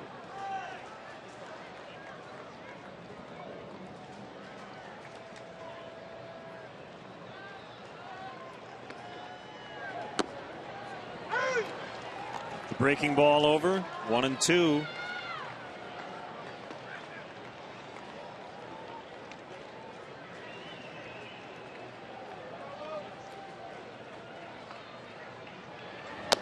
Swing and a miss. Strike 3. So Bogey went after one down, and Wellington chases this one up.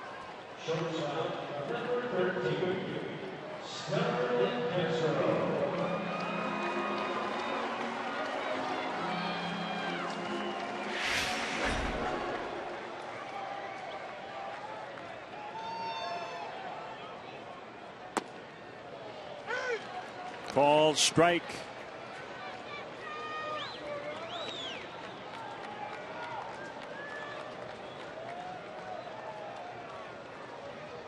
Soriano doesn't take a lot of time between pitches. Castro, line shot caught by Worth to end it. So the Nationals have evened up this 4-game series. The Cubs blasting them last night 11-1, but they come back with a 4-2 victory here tonight, and for this franchise, their 300th win all time against the Chicago Cubs. Time now for our GMC Professional Grade Player of the Game. Their starter, or the best starter here recently, has been Dan Herron, and very good again tonight. Yeah, he's been on a real nice roll since coming off the DL in early July. His first ever win here at Wrigley Field. He was 0-2 with an ERA above 7 in 4 starts here at Wrigley prior to tonight. He had not faced the Cubs since 2010. He continues this recent run he's been on. He wins a game in his 31st. Different ballpark. Now for JD and our entire crew. Len Casper from Wrigley Field. Your final, the Nationals 4, the Cubs 2. We're back with you here on CSN Friday night, 8:30. as the Cubs take on the San Diego Padres on the West Coast. Stay tuned. More to come on Blue Cross Blue Shield Cubs postgame live.